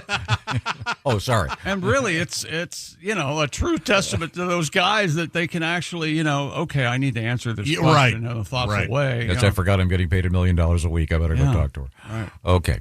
Does that mean it's a good time to get into the world of sports? Let's do that, Tom. A fight broke out last night between the Pistons and Charlotte Hornets in Charlotte along about the third quarter of Monday night's game. 4 players were ejected. Charlotte's Moussa Diabate and Miles Bridges tossed, along with Detroit's Jalen Duren and Isaiah Stewart. Pistons went ahead and won the game 110-104. Duren had the ball driving toward the basket, just over 7 minutes left in the third period when he was fouled by Diabate. Duren turned around face to face. They appeared to butt heads, and then Diabate took his hand and put it on his head and pushed him away. Then it got ugly, Tom. Oh, wow. Yeah.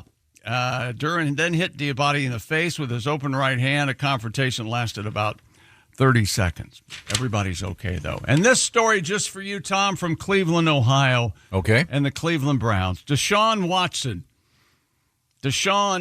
Randy Watson has had the final 2 of nearly 30 civil lawsuits against him dismissed. Oh, boy. Court records show these lawsuits involved accusations of sexual misconduct from 27 women, mostly during massage appointments. 27. 27. You know something? After 10, I say guilty. What do you think? I mean, where there's smoke. My God. Now, that's to bring this home. That's like one woman 27 times. Okay? And how about the others that didn't? These are Cosby numbers. Yeah, this is unbelievable. Steph Curry will set out the All-Star game in Los Angeles on the 15th. Is Deshaun done? What's happening with that? Are they going to pay him the $200 million, whatever it is? He has not said either way if he's going to be a Cleveland Brown next year or not. We do not know. And they have a new head coach. What's his name? Munkin. Mr. Monkey is going to be coaching. I wonder how his jersey sales are. Oh, man. I'm sure somebody will buy one ironically or kind of as a joke, but who would dare? Hey, it's date rape night at Kezar Stadium. Did you guys see that? Kezar, good call, Tom. Belichick's girlfriend. Okay.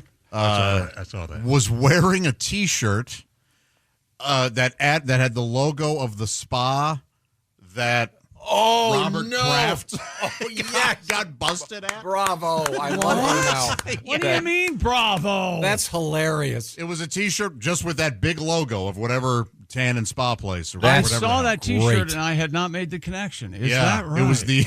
Yeah, I mean, you think Robert at all? Wow. You have to wear that, honey. That's brilliant. Well, I'm pretty sure she does whatever she wants to Oh, do. it sure seems like it. Well, that's great. Now I think she's got a great sense of humor. She's behind her man. God, that's funny. Was that at the Super Bowl? I don't know where. I mean, it was in public for sure. Yeah. You're in the stand somewhere. Oh, that's great. Here is Deshaun Randy Watson. Are you ready? Mr. Randy Watson. Yes. Yes. Yeah. Lindsey Vaughn's By the way, father. everyone's coughing. Right? I know. Yeah, something happened within the last half hour. Yeah. Legionnaires or something. Yeah, I think Lindsey so. Vaughn's father says she will no longer race if he has any say. The superstar broke her left leg in the Olympics downhill over the weekend. Her dad, Alan, spoke to a reporter, said that his 41-year-old daughter will not return to the Olympics. Vaughn recovering in a hospital in Treviso after her fall and helicopter evacuation on Sunday. Wow. After 13 she seconds got a on medal the run. in her leg. Really? And I got verbally undressed last week for saying she shouldn't race at all. No, her crash had nothing to do with her injured knee. All right. She said that. Well, she shouldn't have been. Never mind. Why? She's great. She won a couple gold medals this year. Somebody else can, and she had no chance of medaling. Yeah, no, yes, she did. She won gold about a month ago. Not in the Olympics. Okay. Did you mention the Detroit Pistons? Former champs of basketball? The Detroit Pistons, former champs of basketball. I have so many souvenirs, it's hard to list them all. I have piston pants, I have piston shorts, I have piston beer mugs. Sometimes people don't even notice. I have piston ashtrays, I have piston shoes, I have piston basketballs. When I dribble, they do too. Little Timmy Cavanaugh. Tim will be our guest in a couple hours. I just love that song. Are you ready? Yes. U.S. figure skater Ilya Malinin has become the first person to legally land a backflip on Olympic ice. He performed amazing. the move on Sunday, marking a significant moment in figure skating history. Look at that. But he's not the first to do the move. The backflip first landed by Terry Kubica at the 1976 Olympics, but was banned for being too dangerous. Yeah, no kidding. Surya Bonali famously landed it on one blade at the 98 Nagano Games, and he lost points for doing that. The move legalized in 24, allowing Malinin to debut it in competition. He got praise, but many are highlighting Bonali's legacy and the absolute skating skill that's required to land a backflip on ice. It is crazy. That'll be in all the ice shows. But I by the way, I love those ice shows. I go to all of them. Disney on Ice, you name it. I think they're great. I think it'd be a cool movie like to go the back ice shows to go backstage at one of those. 'Cause all the people that do that, they've devoted their life to do it. I went to high school with a guy that would get up at 4 a.m. and go to skate, and then then he'd come into school at whatever 8 o'clock.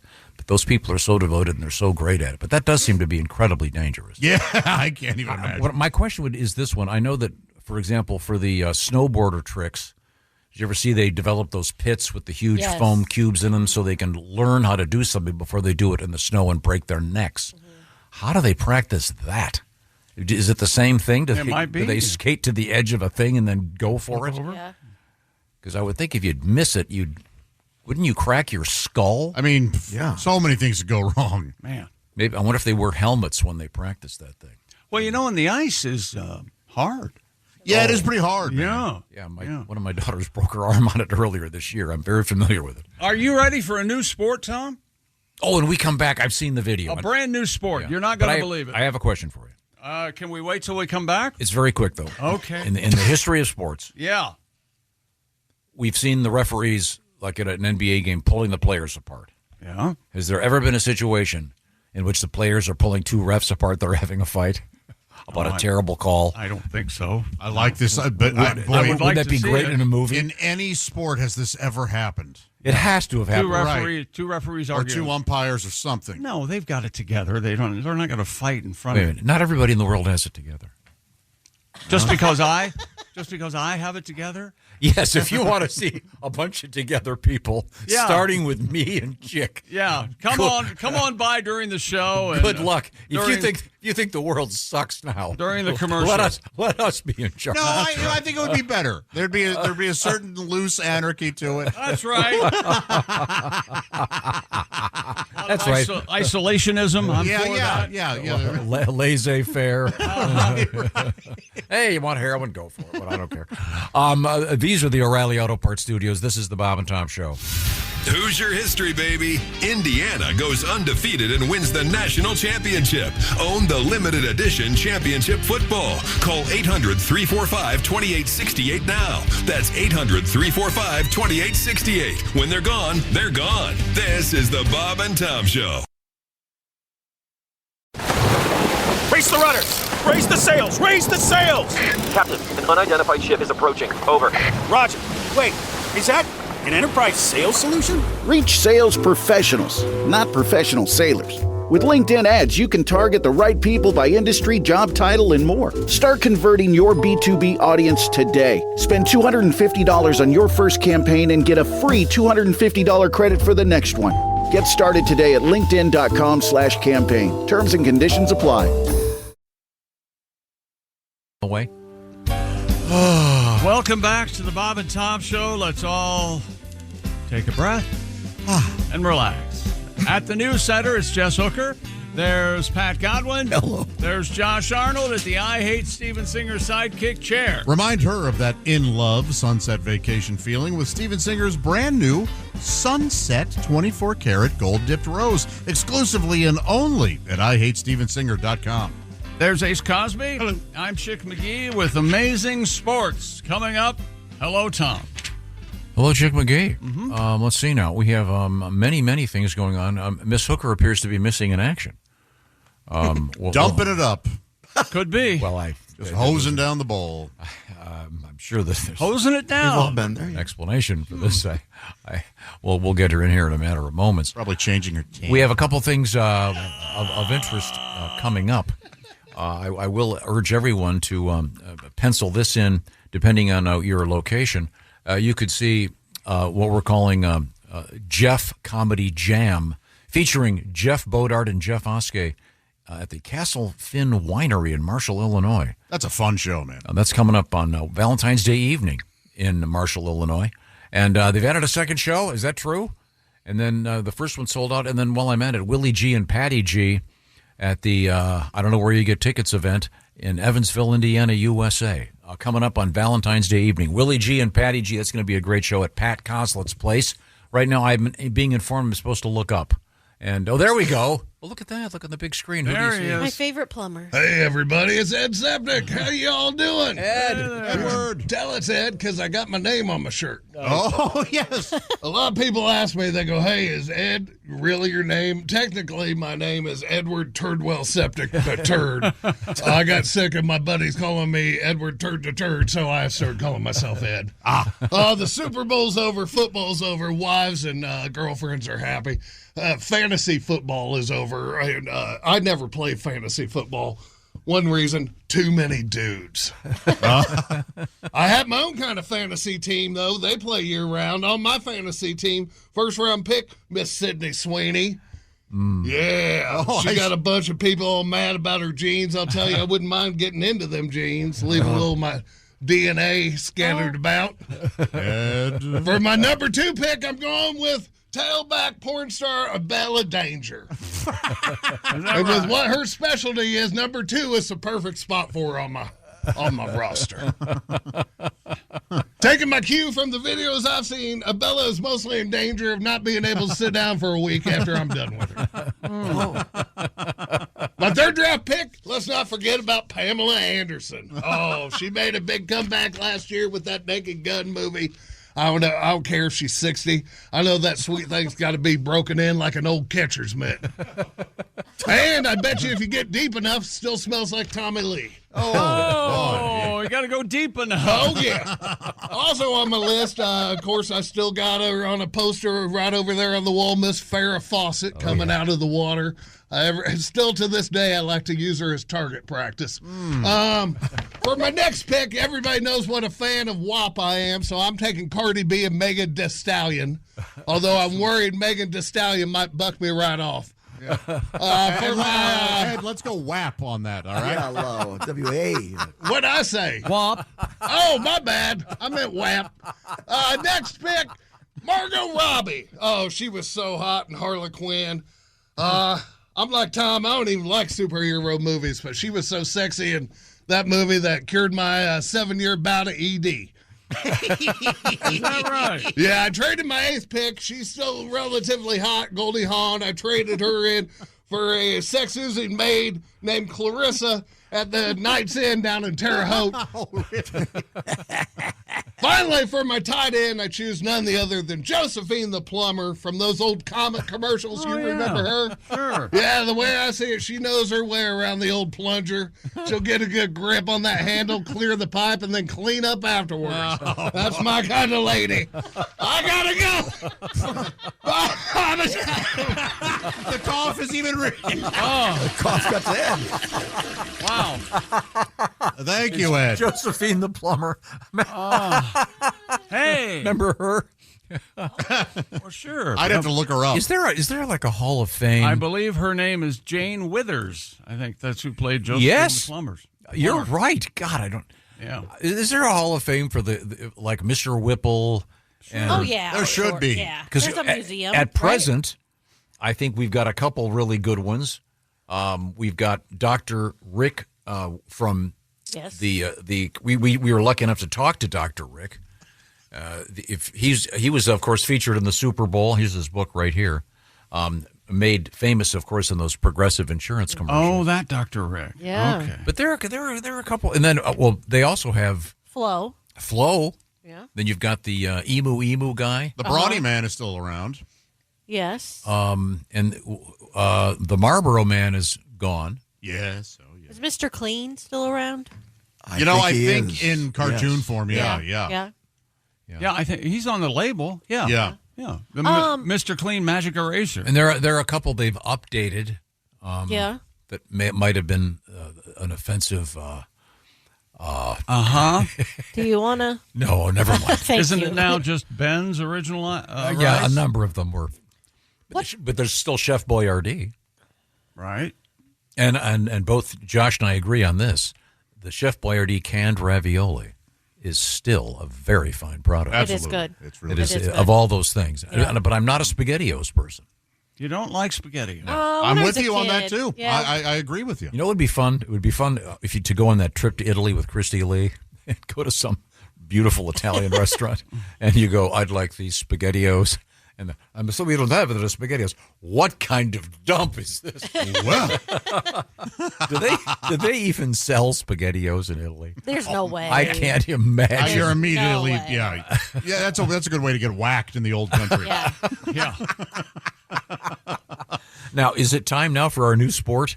It's a new sport gaining attention online, of course. It involves athletes sprinting directly into each other at full speed. You heard me. My brothers and I used to try this. According to the Australian Broadcasting Corporation, competitions feature two runners charging head-on with the goal of knocking their opponent to see Wait, you guys never did this? Yes, we did. Never did. Yeah. We would do this, and we would also try to hit fists. Yes. See who could punch each other. Oh. Bloody knuckles. No, We would Bloody do it. knuckles. Yeah, we would come from up top Oh, okay. and try to bloody each I remember other's that knuckles. game, but Yeah. we didn't like that. We would punch each other's fists and Yeah. see who could. Hey, have you seen, Miss Hooker, have you seen this video? This is unbelievable. I like it. Look at There this it course. is. There These two they guys are. run at each other full speed. Oh, now they got heads down. And Oh, there- yeah. there's no protection. They're not No wearing helmets, anything. no pads. This is like a Fight Club type. Yeah, You're gonna this get is you're really gonna get a weird. guy to have his chest collapse. Yeah, that's It's jousting with no pole or Yeah. horse. The most horrible thing about this is when they land, you Yeah, can see they're some of them are- hurt critically because their feet are One doing guy's holding a something ball. odd. Yeah. I mean, and they appear to be Pacific American people. They right? do, yes. Yeah. Okay. Yes. Yeah. They are Pacific Rim. large. They are large people, yeah. Is that primarily a Pacific Rim job? Is that what those? I think it might be. Yeah, I was trying to get to the same joke. I couldn't figure out how to do it. Elegant, well done. A Pacific, No, but I Pacific, think- Pacific How dare Rim you, job. Josh. I was going to say. think the important part is we got there. As you know, unemployment is very high in the Pacific Rim. But so these guys are lucky because they wanted a Pacific Rim job. But no, you nailed it. Much more elegant, less ungainly. It looks tough, man. Looks ridiculous. I wonder why one guy is holding crazy. what looks to be kind of football. Holding a ball. Yeah. If he's boy, yeah, that's an If that's interesting like the sport. only form of protection you can have. You know what I mean? Is like the is ball? having that ball right there? Maybe. I don't know. But someone's going to have a massive concussion. Yeah, it's Yeah. crazy. And it has a stupid name. What is the name of this? The Run Nation Championship. It doesn't have a name as far as The Run Nation? the Run. Huh.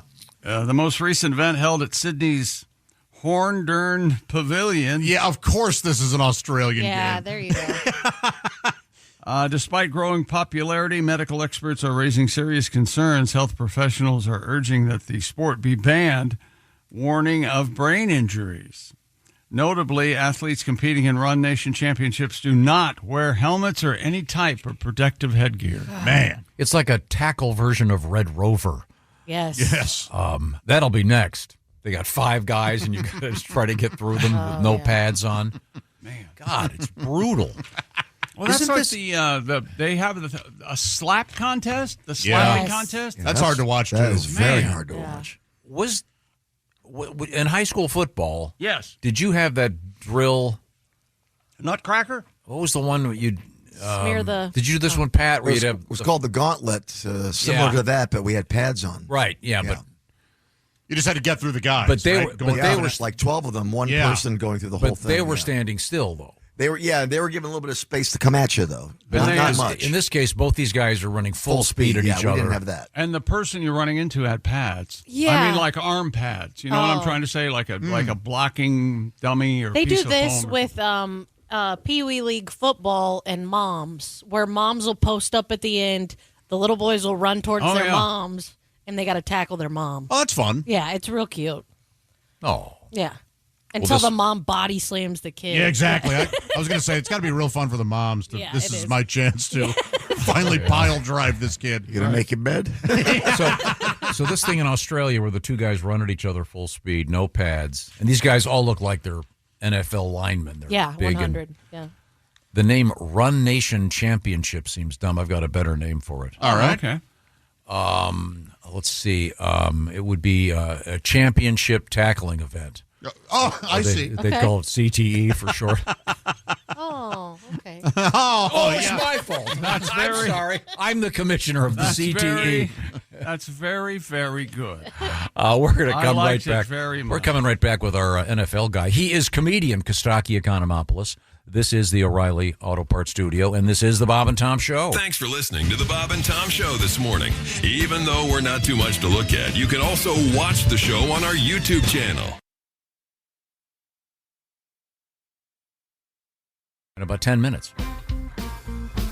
Hey, welcome back to the Bob and Tom Show. There's Jess Hooker. Hi. She's at the Bob and Tom News Desk. There's Pat Godwood. Hi, Chick. Josh Arnold, the I Hate Steven Singer sidekick chair. There's Ace Cosby. Hello. I'm Chick McGee. Hello, Tom. We have a special guest. Joining us via electricity, it's the bearded wonder from Greece, Kostaki Economopoulos. Good morning. Oh, that's looking like $1 million, buddy. That looks cool. That beard looks wonderful. Thanks, friend. Yeah, that it's really growing in there. It's a little salt and peppery on the mustache area. It's pretty white, yeah. Are you getting Yeah. hit on more? Oh, yeah. That's a good look. No, but that sounds like the kind of question I'm looking to hear. You know It who looks you look? good. It looks really good. You look like Jeffrey Dean Morgan, and I think he's on Walking Dead. Yes. He resembles Javier Bardem a little bit. I love that guy's great actor. Yeah. He's good. I like him. He's in Watchmen. He plays the comedian. He was in a movie or a serial called Magic City. Yes, he was. He was the main guy in He Magic was City. great in that. Very That's a He's in really P.S. cool I show. love you. Well, Yes, Kostaki, you're almost as handsome as several people. Does that sound? Hey, this is the best compliment I've gotten in a while. Kostaki, I'll give you a quick compliment. At the last minute, I decided I wanted to put some money on the game. Oh, yeah. Just to make it interesting. So I took your and Chick's advice, and I cashed in. Thank you very much. Oh, nice. Yeah, we called it. Seahawks blowout. It'll be right? reflected in your And Christmas steaks. Did you find this, Kostaki? Is that everywhere I looked, even a casual watching of the pregame shows over the weekend, everybody was, I got a great feeling about New England. I think New England's going to find a way to win this ballgame. And I just couldn't figure it out. Turns out they were I'm with wrong. you. Yeah. No, they were overrated the whole year, and Yeah. they beat a team without their quarterback to get to the Super Bowl. And Right. No, Drake May's a relative babe in the woods, and he'll be great someday, but he's not there yet. And yeah, it was fun to watch. I didn't think it was fun to watch. I'm glad I had money on it. I was so bored I couldn't stand it. Were there? Oh, yeah. Like 7 out of 8 no first downs for New England? Yikes! Right. In fact, the third quarter was getting so boring. I wanted Bad Bunny to come out and dance some more. I know, right? Yeah, nobody could score. It was like prom at the math magnet school. There's a bunch of nerds there. The game was bad. People flipped over to the Melania documentary. Oh, hello. Yeah, sad Patriots fan base is, of course, one of my hobbies. I love that. All right, here's a timeline for you. 2015, Dave Portnoy of Barstool Sports was arrested at NFL headquarters. 2019, he had been banned from any NFL anything. He was forcibly removed from the Super Bowl for using fake credentials and a fake mustache. Then January 2026, just last month, the NFL lifted their ban and allowed him to return to a Super Bowl, but only as a paying ticket holder. He bought a ticket and got to see his team destroyed. Couldn't happen to a nicer guy. Patriots players came out to Crazy Train, but it must have been Amtrak because there were some significant delays. Definitely off the rails. When it was 12-0, we all thought 12 points feels insurmountable for the Patriots, said no Falcons fan since 2017. At halftime, Bad Bunny had more forward progress with the football than the Patriots, right? He's got a football. He's covering a lot of ground. Put him in. He's got the shoulder pads. He's wearing white. He's running good routes through that sugar cane. At one point, he got a ring and a trophy. Well, you know. And in the best possible way, those dancers were thick, man. Strong, curvy Latinas. Whew.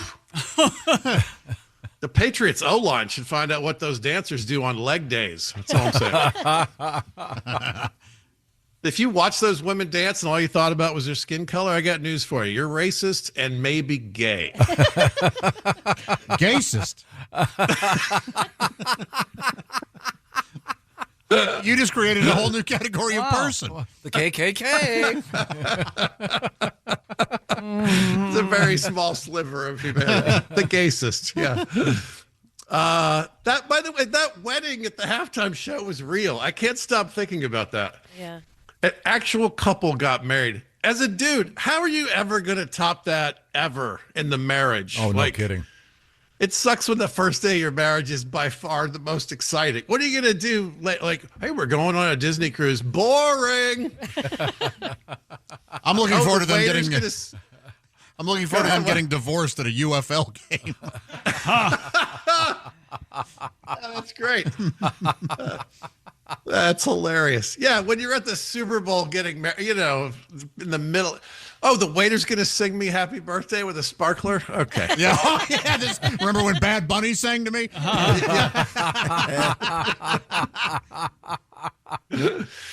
Married at halftime. They probably consummated the marriage before the first touchdown in this game, right? It's crazy how long it took to get a touchdown. And it's so American to go back and forth between ads for weight loss and potato chips. Yeah. But that was my favorite ad, the Lay's potato chip, the farm. Yeah, me too. That was my favorite ad, too. But that's based on an actual family in which the woman is taking over the farm from her dad. I thought that was great. Is that great. true? Yes. Ah, see. It's a farm in Illinois. Yes. One of her friends wrote us a little note about it. Oh, that's great. See, that one got me too. See, that's a girl dad thing, right? Like the dad is retiring from the potato farming and he and the daughter go pluck potatoes from the earth one last time. And it shows them at different phases of life, pull potatoes. I'm trying to relate it to me because I got a great job, but it's kind of ethereal. Like after my show, there's not a lot left to grab onto, you know, like what am I going to give my kid? My divorce chunk and my Google Doc of Booker info? But Kostaki, did you enjoy any of the other commercials? I really liked the one with the polar bears for Pepsi, and they did a reference to the famous crowd scene with what's it called, the camera? What's that called? The crowd, the kiss cam. The kiss thing. cam. Yeah, that's right. I thought that was very funny. That's one of those jokes that 2 years from now, they'll go, "What was? I don't get it." Right, that's right. You see that one later, you can't remember what that was a reference to. And I love the Guy Fieri one. With the regular hair, dude. They transported it back and forth. That was really good. And the Budweiser one, of course, was great. Yep. You think it's a Pegasus and it's the Eagle. Oh, so cool. I took your advice. You asked me a week ago if I'd seen some of them ahead of time, and I went and I watched a good 15 of them beforehand. You're right. There's some really good ones in there. I pitch this every year. I want an undercard game on Super Bowl Sunday. The two worst teams play. Winner gets the first pick in the draft. 2 p.m. Super Sunday. Raiders and Jets play for Fernando Mendoza. Why don't we have this game yet? This would be awesome. That is a good idea. It is. It is Right? not a good idea. Well, they've got to. They have to do something. It is an odd lark at best. I think. Are you insane? They need to do something in the NBA though to prevent the teams from suddenly deliberately tanking. I think they need to take the teams that are sort of contending to be crappiest and then make them do a playoff, and then the winner of that one would win. I don't know. Yeah, that's a good Chick. What's the answer to that? How has the NFL avoided that as a problem Tanking? so far? You mean tanking? They're not overt about it in the NFL. They're a little more.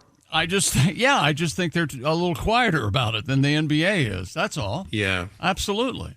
And then it's easier to cover it up. Kostaki, my theory on the NBA is you only pay the winning team each night. Oh, God. Then you're going to get some hustle. Some of these guys are playing for $1 million a night. Come on, let's hustle out there. Say, hey, if we win tonight, I get $1 million. You're going to see some heavy breathing. Come on, guys, hustle it up out there. We also had the NFL honors this week. Offensive Rookie of the Year, Tet McMillan. Offensive Douchebag of the Year, still Kanye. Yeah. Unbelievable. 3 years running.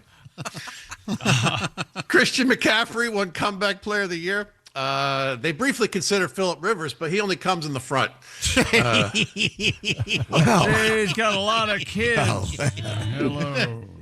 And please don't Comeback Player of the Year, Deshaun Watson. Yeah. Oh, that should be a tie. Deshaun Watson and Aaron Rodgers. Okay, all right. Yeah, we're going to go through that again. You wait and see. Oh, I don't know if he's going to play. I hope he comes. I want him to come back, Kostaki. Oh my gosh, what's he going to do? I've been rooting for the old folks. I was hoping in the world of skiing we'd have Lindsey Vonn with a gold medal, but I'm right. It's not happening. Well, thanks, Kostaki. I want to point something out here. Mr. Kostaki Economopoulos, great stand-up comedian. He's going to be at the Caravan in Louisville. He'll put the comedy back in the Comedy Caravan. That's going to be March 12th through the 14th. Then you're going to be at the Greenwood, Indiana Event Center March 27th, March 28th. Tiffin, Ohio at the Ritz Theater with Josh Arnold and Jeff Oskey.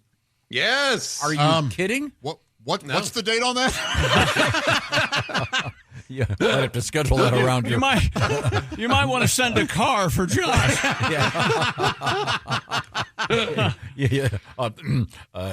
Comedians to be announced later. Kostaki, what a great season. You have been tremendous all season. Any writer's room would be lucky to have you, Kostaki. Oh, that's nice. And maybe you can find one so we don't have to do this next year. And Kostaki, the beard, I didn't think it was going to work. I think it's working. This is your doing, Tom. You're the one who said I have a baby Looks face, great. and you were curious if I could even grow a beard. I was like, "What? Who are you talking to?" Oh, I can't. Not a good one. Jeffrey Dean Morgan. You look great. That's pretty good, Chick. Yeah. I think it's a good look, Kostaki. Stick with it. Thanks, guys. And if You'll anything, get laid. if there's any, has your ex seen that? What did you say? He'll get laid. He'll get laid. I was going to be much more round the bottom. I was going to say, if you get any touchdown type action, please call. Yeah, okay, all right.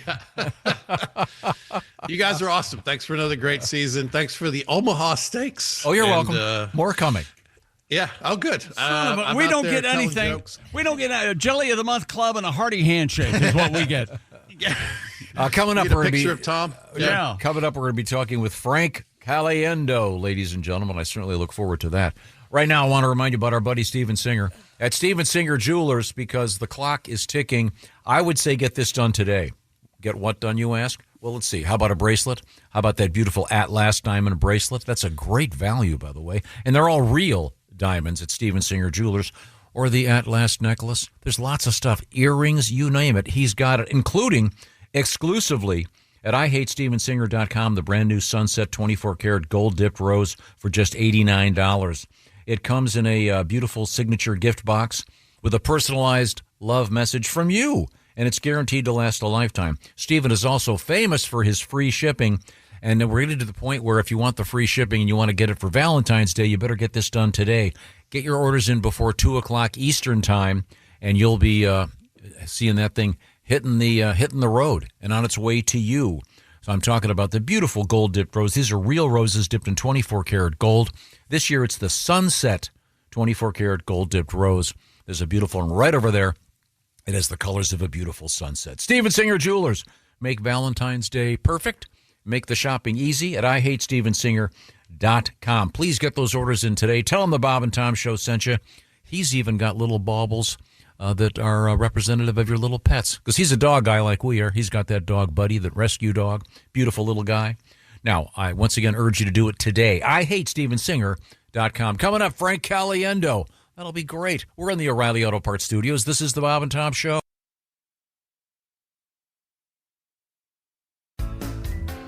Hey, welcome back to the Bob and Tom Show. We are in the O'Reilly Auto Parts Studios at the News Center. It's Jess Hooker. Hello. There's Pat Godwin. Hey, chick. There is Josh Arnold. Hi there. He's at the I Hate Steven Singer sidekick chair. There's Ace Cosby. I'm Chick McGee. And hello, Tom. How we doing over there? We have our guest. Good. The handsome factor is about to go way up in the room because there's Frank Caliendo. Yeah. Yeah, here I am. I apologize. I don't have my super connection that you usually talk about for 3 or 4 minutes to the audience who doesn't care. But I'm able to only do Zoom today. Are you wearing your pajamas? Yeah, I have a ASU pajamas. I figured I spent enough on tuition that I can wear it whenever I want. That's nice. You look very handsome today. Yeah, I'm trying real hard. You just roll out of bed? What is this? What happened? What am I? Am I Josh? What happened? I know, man. He's a bully. Yeah, why is is it your Super Bowl bet? Is that what it is? No, I won that one. Oh, you did? Always. I was very pleased, yes. That was the only reason I was pleased because the game was so boring. Frank, go ahead. You're a big table tennis guy. Yeah. Did you see Marty Supreme? I haven't seen it yet, but I do know people that knew him. Okay, and, they went, and there were even some people that were in the movie as like extras and stuff like that. A friend of mine, Dave Sakai, I think you saw the back of his head for 0.2 seconds. So, nice. Yeah, he's a really good player, and he was actually in the what's it called, the ping pong diplomacy that went overseas years ago for Nixon or whatever. Oh, wow. Yeah. Pretty cool stuff. So the guys that knew him, do they think the movie is accurate, fun, interesting? Yeah, they thought it was great. Everybody said it was fantastic. The guy who taught me like table tennis strokes, Sean O'Neill, knew him very well, and he's like 5-time U.S. champion in the U.S. and that type of deal. So, and he went to the Olympics once in '88. So. He said it was great. He was there at the premiere, I believe, and saw a bunch of it. Are you still keeping up with your table tennis? Yeah. That's my main source of exercise, other than lifting some weights once in a while. But I play one guy I beat a lot and one guy that beats me all the time. So it's basically one way. It's lopsided one way or the other. Now, when you're playing table tennis, do you do the play-by-play as if you're John Madden?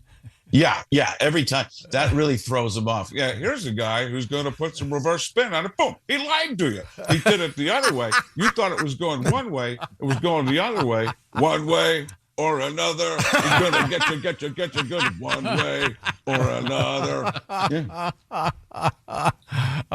Frank Caliendo is our guest, and Frank is one of the great voice guys out there, and he's also a terrific stand-up comedian.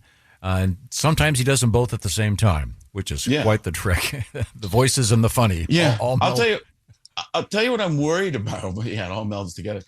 I'm really worried about kids thinking that Nicolas Cage is going to be what John Madden actually sounds like. So then I'm going to have to adapt my job because they've got that movie coming out on Amazon. And then it's going to be, have a tough case of athlete's foot. Boom! Tough acting, Tinactin. Get rid of it. So I've been working on that for, you always ask me, what's the new voice I've been working on? Nicolas Cage as John Madden is my new. This is getting really tricky. Yeah. It's the world. It's galaxies. It's universes colliding and becoming one. It's Doctor Strange and the multiverse of cagey madness. Now, when you go out on stage, do you gauge the audience at all and figure out which ones they're going to kind of get based on age or the location? Okay. So I have a science to this. I actually go out there and do Trump and Biden stuff first, non-political, but everybody knows them. So everybody knows those two voices. So those are the first things I hit, quite frankly. And a lot of people say, why are you doing the quiet Trump? And I said, because it's very strong. It's very strong. It's very strong, but it's quiet. It's quiet. It's quiet. And then, folks, come on. What a guy with a thing. What are we doing? The guy, I don't have to tell you. No, you did have to tell us. I would have told you if I want to tell you. I don't want to tell you. I'm going to tell you. It's there. Basically, there's Statler and Waldorf in the Muppets, right? They're up there. Why do we always come here? I guess I'll never know. It's like some kind of torture to have to watch a show. and that's Bush on the drums. Take it, Barack. It's time to get things started. I don't even know. Folks, this is what we call. Frank Caliendo is our guest, and we're big fans of. We've known Frank for a long time now, and you're looking good. You really getting a lot of exercise and having a good time. A lot of exercise, a lot of table tennis, a lot of tilting the camera for this. That the angle always helps. Is that Jess laughing at that? High angles, yeah. High angle down. Lose. Otherwise, it's just guys, what's happening? How are you today? Yeah, it's Frankie Neck. Yeah, it's my Italian name. How's it going, guys? It's good to see Frankie Neck. Yeah. I also realized I did. I was doing a NFL Game Day morning with Rich Eisen a few weeks ago. I think it was the divisional round, and I did Steve Mariucci, and the impression of Steve Mariucci is basically he's Chris Farley. If you watch him, he's just doing stuff. He's like, so they're going over here, they're going over there, and he'll even do some of this stuff.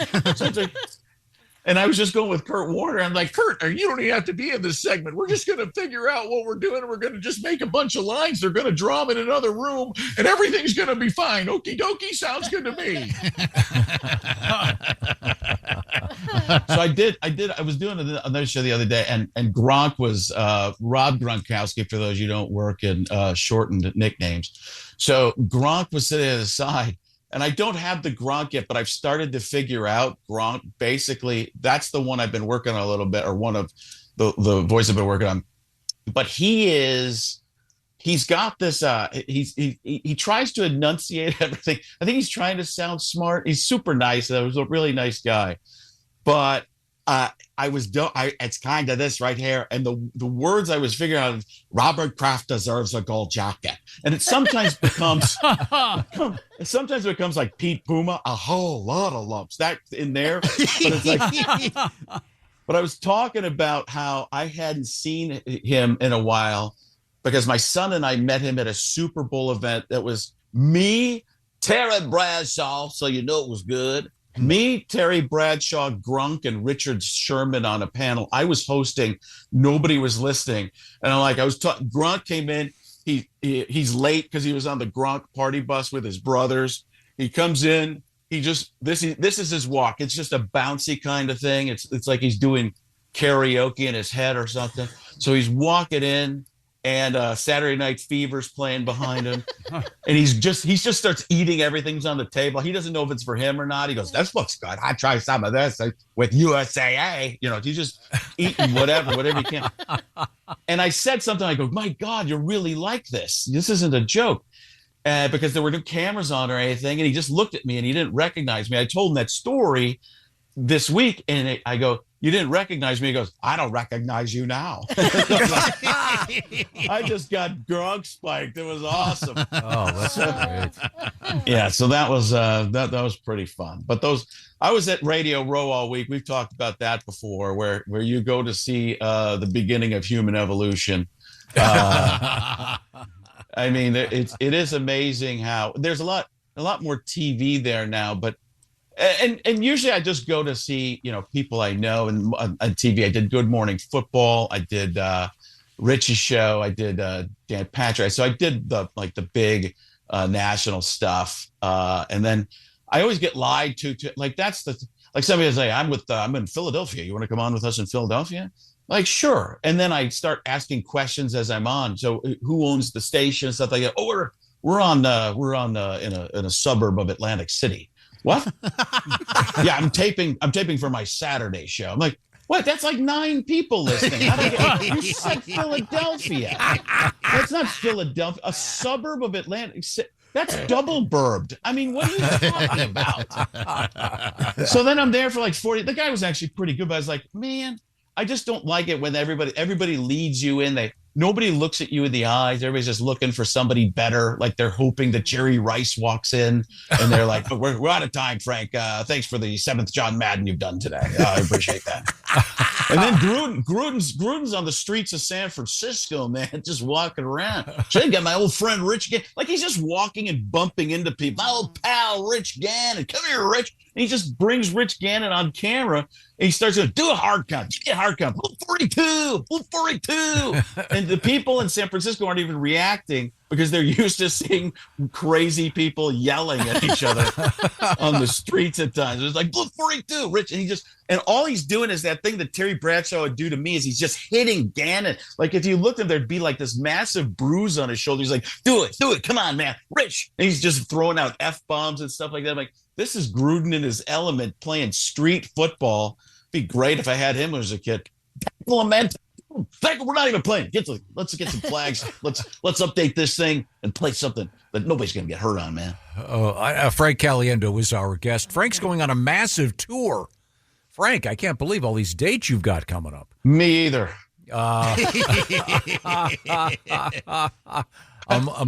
There's a big Amazon bill. Let me tell you, there is a lot. The Amazon self-fulfillment center is stacked to the top.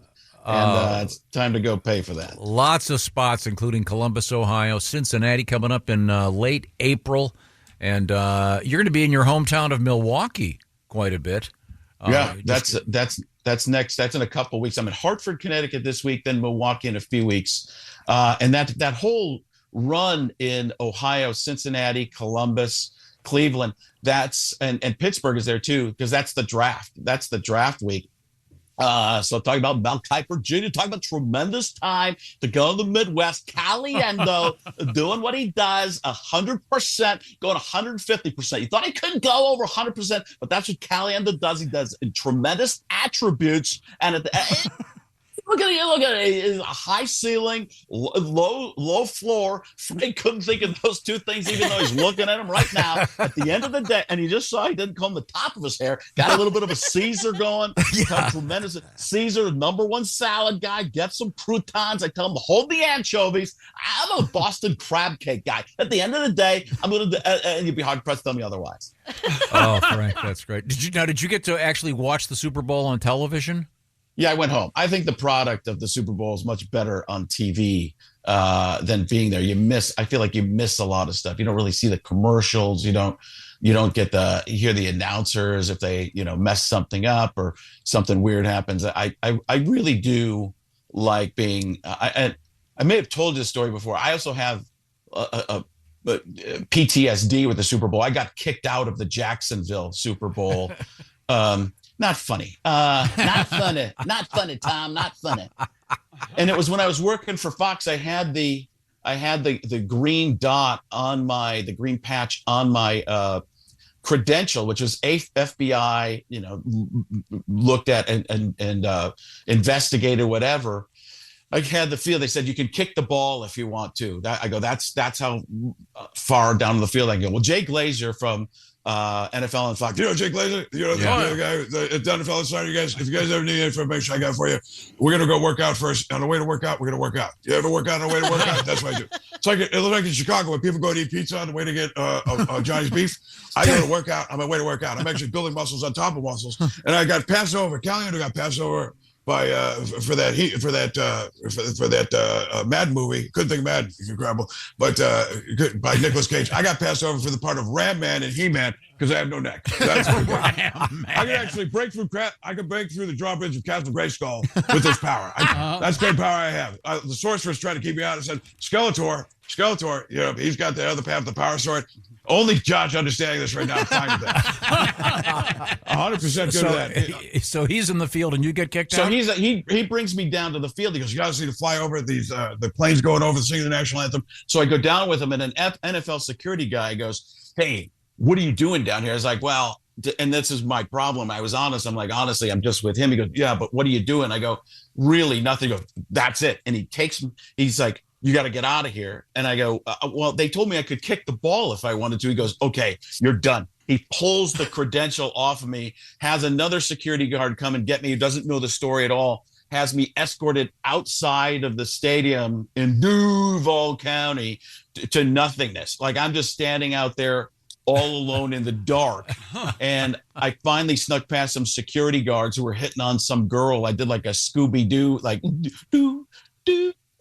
Like he's talking to that chick. All right, bro. There's a sandwich over there.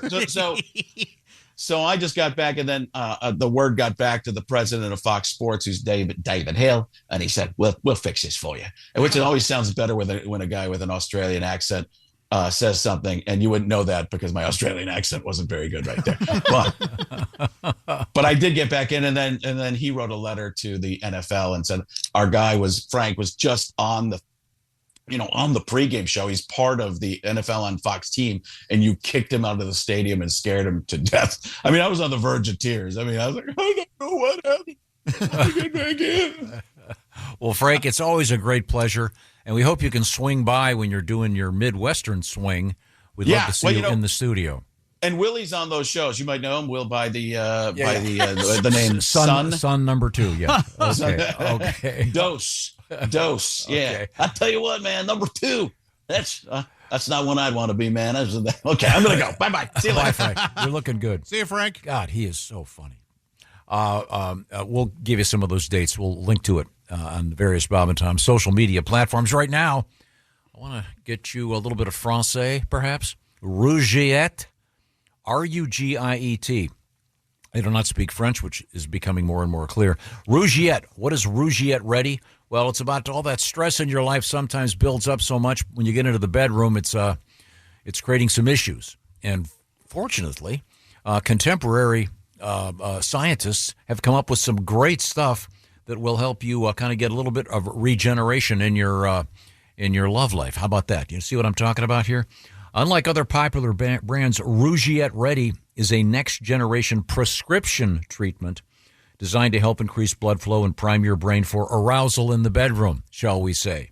It combines 3 ingredients into a mint, dissolves under your tongue, absorbs very quickly, and most men are ready in about 15 minutes. So, if you'd like a little bit of a boost to help you out with a little bit of stress, whatever it might be, this probably is for you. Get all the details by visiting Rougiette.com/Bob and Tom. You spell it Rugiet. And for a limited time only, if you go to Rougiette.com/Bob and Tom, you get 15% off your order. Once again, it's Rugiet, Rougiette.com/Bob and Tom. And 150,000 men have already tried Rougiette. Getting started is simple. Rougiette connects you with a doctor online, and then your treatment will ship discreetly to your door. Find out what I'm talking about. Get all the information. See if this is for you. Rugiet, Rougiette.com/Bob and Tom. Please put the /Bob and Tom part in so we get a little bit of credit. And by the way, you can try this real soon just by following my instructions. Rougiette.com/Bob and Tom. Time to take back your health. Individual results may vary. Rougiette Ready is a compounded prescription that is not FDA approved. Visit Rougiette.com for the full set of safety information. These are the O'Reilly Auto Parts Studios. This is the Bob and Tom Show. Want to share a letter or comment? Our email is bobandtom@bobandtom.com.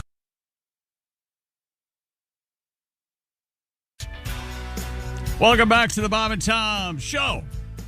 There's Jess Hooker. Hello. She's at the Bob and Tom News Center. There's Pat Godwin. Hi. There's Josh Arnold. Hello. Pat looks like he just woke up. I'm not sure how that happened. Yeah, a little bit. There's Ace Cosby. Hello. I'm Chick McGee. And hello, Tom.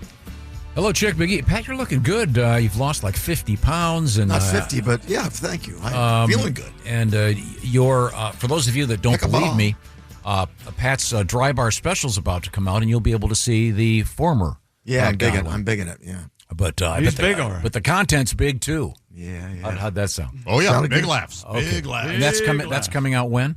February 21st. It's a beautiful set of comedy, and the set itself is gorgeous. Okay, well, good. That's a theater man. He appreciates all of it. No, my particular set, I was worried because there's a couple goofy sets that Dry Bar does. Mine's nice. You know? Cool. Good. They do really, they make it look good, but I am a fatty fat in it. I'm chunky. Wow, but it'll be a great show. Speaking of great shows, Patty G and Willie G coming up Valentine's Day night at Pat Kozlitz in Evansville, Indiana. That should be a killer show. We don't know how to get tickets. You'll have to figure it out on your own. While I'm at it, the two Jeffs, or as we call it, the Jeff Comedy Jam, Misters Oskay and Bodart, both named Jeff, at the Castle Finn Winery, Marshall, Illinois, Valentine's Day evening. Is this like the two Jakes? Yeah, that's Jack right. Nicholson? Yeah. The two Jeffs, and it's at the Castle Finn Winery, and they've added a second show. That's how cool that show's going to be. That's awesome. So there's some good stuff on the So way. two Jeffs, no waiting, and two shows. Yes. Wow. That's amazing. All right. I'm going to try to squeeze in. We've got another guest comedian coming up, Timmy Cavanaugh, and I thought we'd squeeze in a little bit of history if that's okay with everybody. Okay. Yes. I dare you. I have not prepared anything today, so let's just see what we got here. Well, let's discover it together is the way I like to think about it. I am not a fan of this. I'm a big fan of many Hanna-Barbera cartoons. I never could sit through Tom and Jerry. What? Wow, surprising. Oh. I like it when Tom gets hit with something and he goes, ah! He has that natural kind of a scream. It sounds like a man. Yes. It sounds like a man screaming. Yes. For no Poor reason. man's Looney Tunes. I love Not a Tom and fan. Jerry. Oh, yeah, I was a fan, too. Yeah. Tom and Jerry's okay. Oh, here's a good one. On 1942, Glenn Miller receives the first ever gold record. Posthumously? It was for Sweet Home Alabama. Sweet Home Alabama. It was for Chattanooga Choo Choo. Really? Pardon me, boy. Wow. He had something in common with the folks who did Sweet Home Alabama. At the Chattanooga Choo Choo.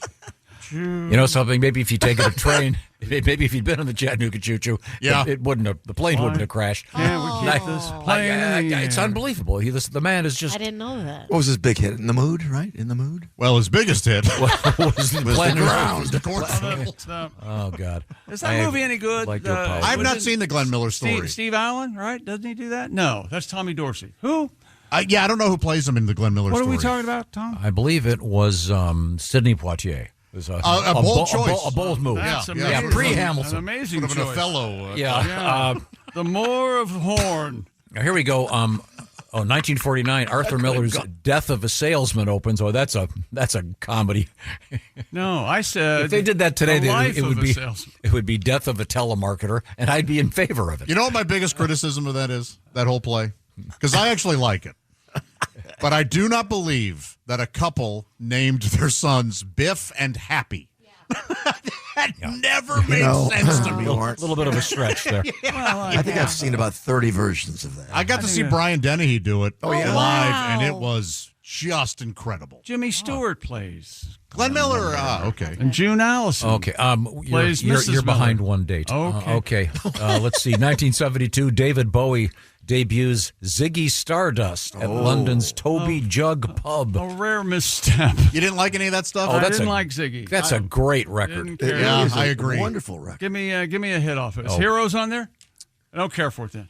Ziggy plays guitar. You like that song, Heroes? Ziggy plays Yes. guitar. Although, I love Heroes. I'm going to be on. I do too. There's the rare cover version that beats the original. Say Joe Cocker. Okay. Little Help from My Friend. Yes. Okay. Yeah. Okay. I would argue the Wallflowers Heroes is a pretty strong contender for better than the original. I'd like to I've hear not that. heard that. Heroes is a brilliant song. Yes. On this date in 1989, this is amazing. The 100th episode of Miami Vice. I had no idea they made it for that long. How many episodes can you have about guys in cool clothes chasing coke dealers? I think in the 80s, a lot. Yeah, they ran out because they were doing all the coke, I understand. Let's see. This is funny. I remember this, 1989, WWF, formerly wait a minute. Now it's WWE, right? Right. Formerly, yes. Yeah, the bird people got after Worldwide. Yeah, the Wildlife Foundation. In a New Jersey court, they said as part of their defense, said pro wrestling is not a sport.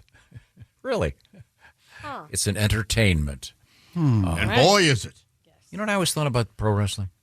The referees just don't do a good job. You know, if they only paid more attention. Yeah. They're always facing the wrong way. A chair hits a guy in the head. Yes. How can he not see a knife in his shorts? Chick, do you remember when you and I went to a Yes. live wrestling and we kept yelling at the officiants? Yep. Come on, Brad. Ace, real quick. A ladder into the ring. Who won the Royal Rumble a week or two ago? Do you remember? I do not. Okay, that's my favorite event, but I didn't get to see it. In 2006. Oh, I saw this on the ESPN. Roman Reigns Won the Royal Rumble? won the Royal Sounds Rumble. right. Absolutely. Roman Reigns run the Rumble. Right. In 2006, Luciano Pavarotti performs Nessun Dorma for the final Which time. means more pasta. yes, it does. No, I think it's a car from Nissan, the Nissan Dorma. Does anyone know what that means? Baby, hit me one more time. Okay. It was just a cover, an Italian cover. Wouldn't that be hilarious? Nessa Dorma. For his Oops, final performance, I did he's it covering some again. Britney Spears.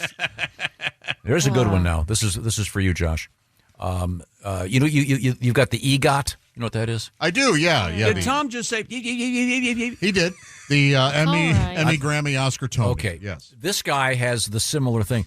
Born in 1906, Lon Chaney Jr. Oh. Of course, mentioned in the great song Werewolves of London. But he's got the equivalent of the EGOT because he played all of them. Yeah, Wolfman, Frankenstein, Dracula, and Mummy, right? The Mummy. Yeah. Oh, wow. I didn't know that. Yes. Yeah, but the Mummy he kind of phoned in. Oh, sure, yeah. That's like hitting for the cycle for monster movies. Let's see. I don't care about him. I don't care about him. You know, when you make a mummy movie, it's the only time you say that's a wrap at the start of filming. Oh. Oh, I can't believe I got applause for that. Distant, quiet applause. Happy birthday, born in 1967, Laura Dern. My buddy had a cat that looked just like Laura Dern. And we called it Laura Dern. Laura yes. Dern? And if you saw it, you would go, that is I'm Laura telling you. Dern. You know that Laura Dern really isn't a person. If you look up Trevor Lawrence, quarterback of the Jaguars, and Laura Dern, I contend, I would say this, Laura Dern is not a real person. It's actually Meryl Streep. She's that good. Oh, wow. You can't tell the difference. I'm telling you. Happy birthday, Elizabeth Banks. She's great. Yeah. She is great. You think she has any account of the savings and loan? Anything? No. My name is Banks. Elizabeth Banks. I do all my business at savings and loan. I think the savings and loan all went out 30 years ago. With the pop. We're going to call it a day. Savings and loan. Thank you. Thank you very much. We're going to come back with little Timmy Cavanaugh. Mr. Potter. These are the O'Reilly Auto Parts Studios. This is the Bob and Tom Show. Thanks for listening to the Bob and Tom Show, sponsored in part by Java House, the official coffee and refreshments of the Bob and Tom Show.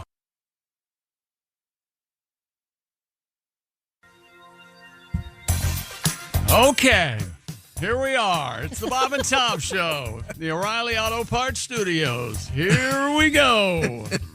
Hello, Jess Hooker. Hello, Chick McGee. She's over there at the Bob and Tom News Center. There's Pat Godwin. Hello. Guitar at the ready. Ready to go. That's what I understand. There's Josh Arnold. Hi there. He's at the I Hate Steven Singer sidekick chair. There's Ace Cosby. Hey, indeed. I am Chick McGee, and here's Tom. What do you got going over there, buddy? I think I've got electricity running through there we go. There he is. On the big screen. It's a guy that Edgar Witter said, Jesus, that guy's white. It's little Timmy Kavanaugh. That's fair. Hey, Tim, we played your Detroit Pistons songs, one of my very favorites, your tribute to the Detroit Pistons. And then Mr. Godwin, of course, gently stole it for a version of William Shatner's the William Pants. Shatner song. Yeah, Shatner Pants. And then that ended up in a Super Bowl commercial of sorts. I don't know if you saw that. Did you watch the Super Bowl? Yes, that particular gag is part of a commercial with Mr. Shatner for Raisin Bran, with an entire theme of, the effects of bran. In any event. Well, congratulations to Pat for stealing something that turned out to be a really, really good thing for your career. Yeah. And he gave you full credit. I'm just joking, Pat. I love you, and I feel very honored that you did an homage to my Pistons song with your very, very funny Shatner Pants song. I love it. I've always loved it. Somehow, without the context, it just sounds much, much worse. Yeah, much funnier. Little Timmy Kavanaugh is going to be on the road with Emo Phillips. Details coming up. But right now, I believe we are all in the mood to keep celebrating. We just did some celebrity birthdays, but I know that you are an expert in this field. Ergo, the music is here. Well, very good, and I hope I don't repeat any, but here they are. Hey, everybody, it's time once again for Tim Kavanaugh's Cavalcade of Celebrity Birthdays. I'm comedian Tim Kavanaugh. The great Saturday Night Live star Chris Farley would have celebrated his 62nd birthday this month. Tragically, he died young at the age of 33. Comedy was in Chris's blood. He had amazing comedy genes. In fact, his grandfather was the legendary punchline Chuck U. Farley. I haven't heard that in 50 years. And congratulations on that. The verbal gymnastics. Thanks for bringing that one back. That brings back my childhood. That's Mad Magazine. Oh, that's fantastic. That's a long way to go. Here's one. Actress Dakota Fanning celebrates her 32nd birthday this month. She was given the name Dakota because that was the name of the truck she was conceived in. According to her sisters, El Camino and Greyhound number 156, Dakota was the lucky one. Although once her sister dropped Camino from her name, Elle Fanning did pretty well for herself. There. Full name El Camino Fanning. Born this month back in 1819 was Christopher Latham Scholes, the inventor of the typewriter. When I took typing back in high school, I had a huge crush on the girl who sat next to me in class. My plan was to dazzle this girl with my incredible typing prowess, which, Jess, you know, really turns girls on. Well, wouldn't you know, I was the one student in the class who got stuck with the typewriter with the spastic colon. Oh, very hard to impress a girl when your equipment isn't working right. I started feeling sorry for myself, but then I found out that the girl behind me was missing her period. She ended up spending the summer with her aunt in another state. Sure. Those were different times. Those were different times. Very, very different. Back when Chuck U. Farley was very popular. Chuck U. Farley. Princess Alexandra of Luxembourg turns 36 this month. For her birthday, her father gave her a cardboard crown, because that's what everybody gets on their birthday from the Luxembourger King.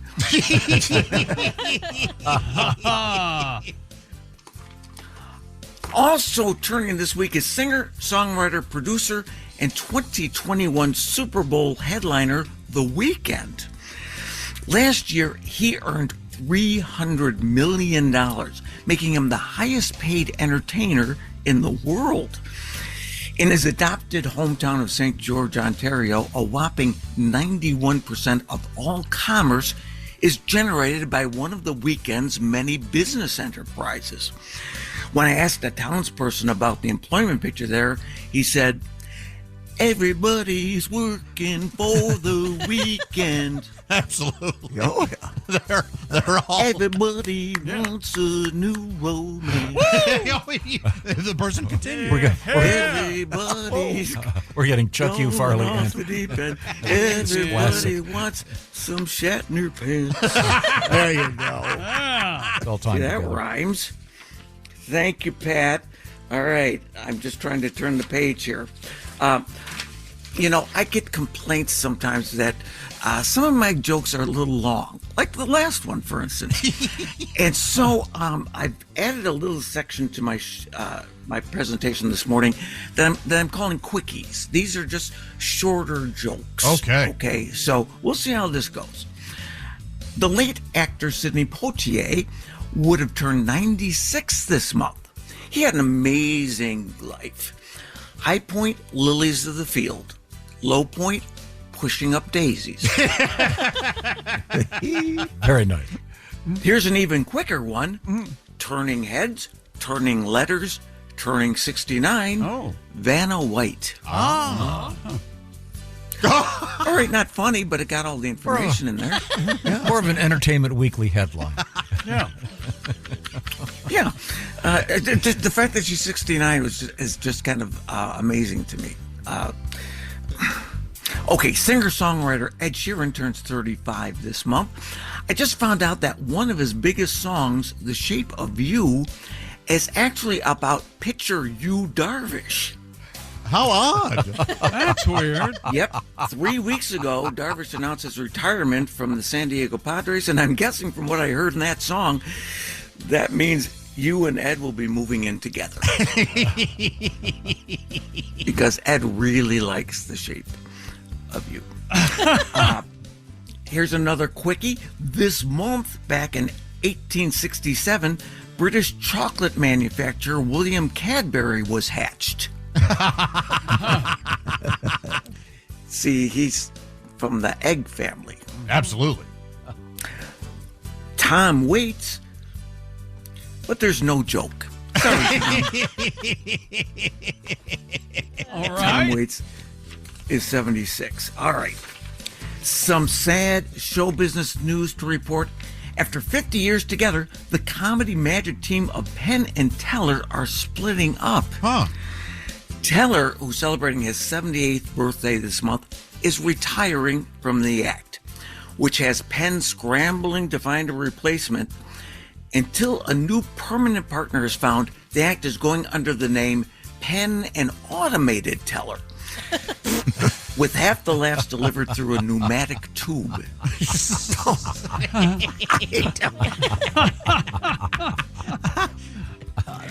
That's getting there. It's building.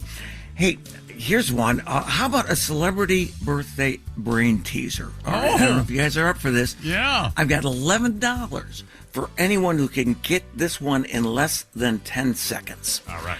Okay, here goes. If you string together the words for a London toilet, a baseball field, and a type of screwdriver, you'll get the name of this 64-year-old actor. Lou Diamond Phillips.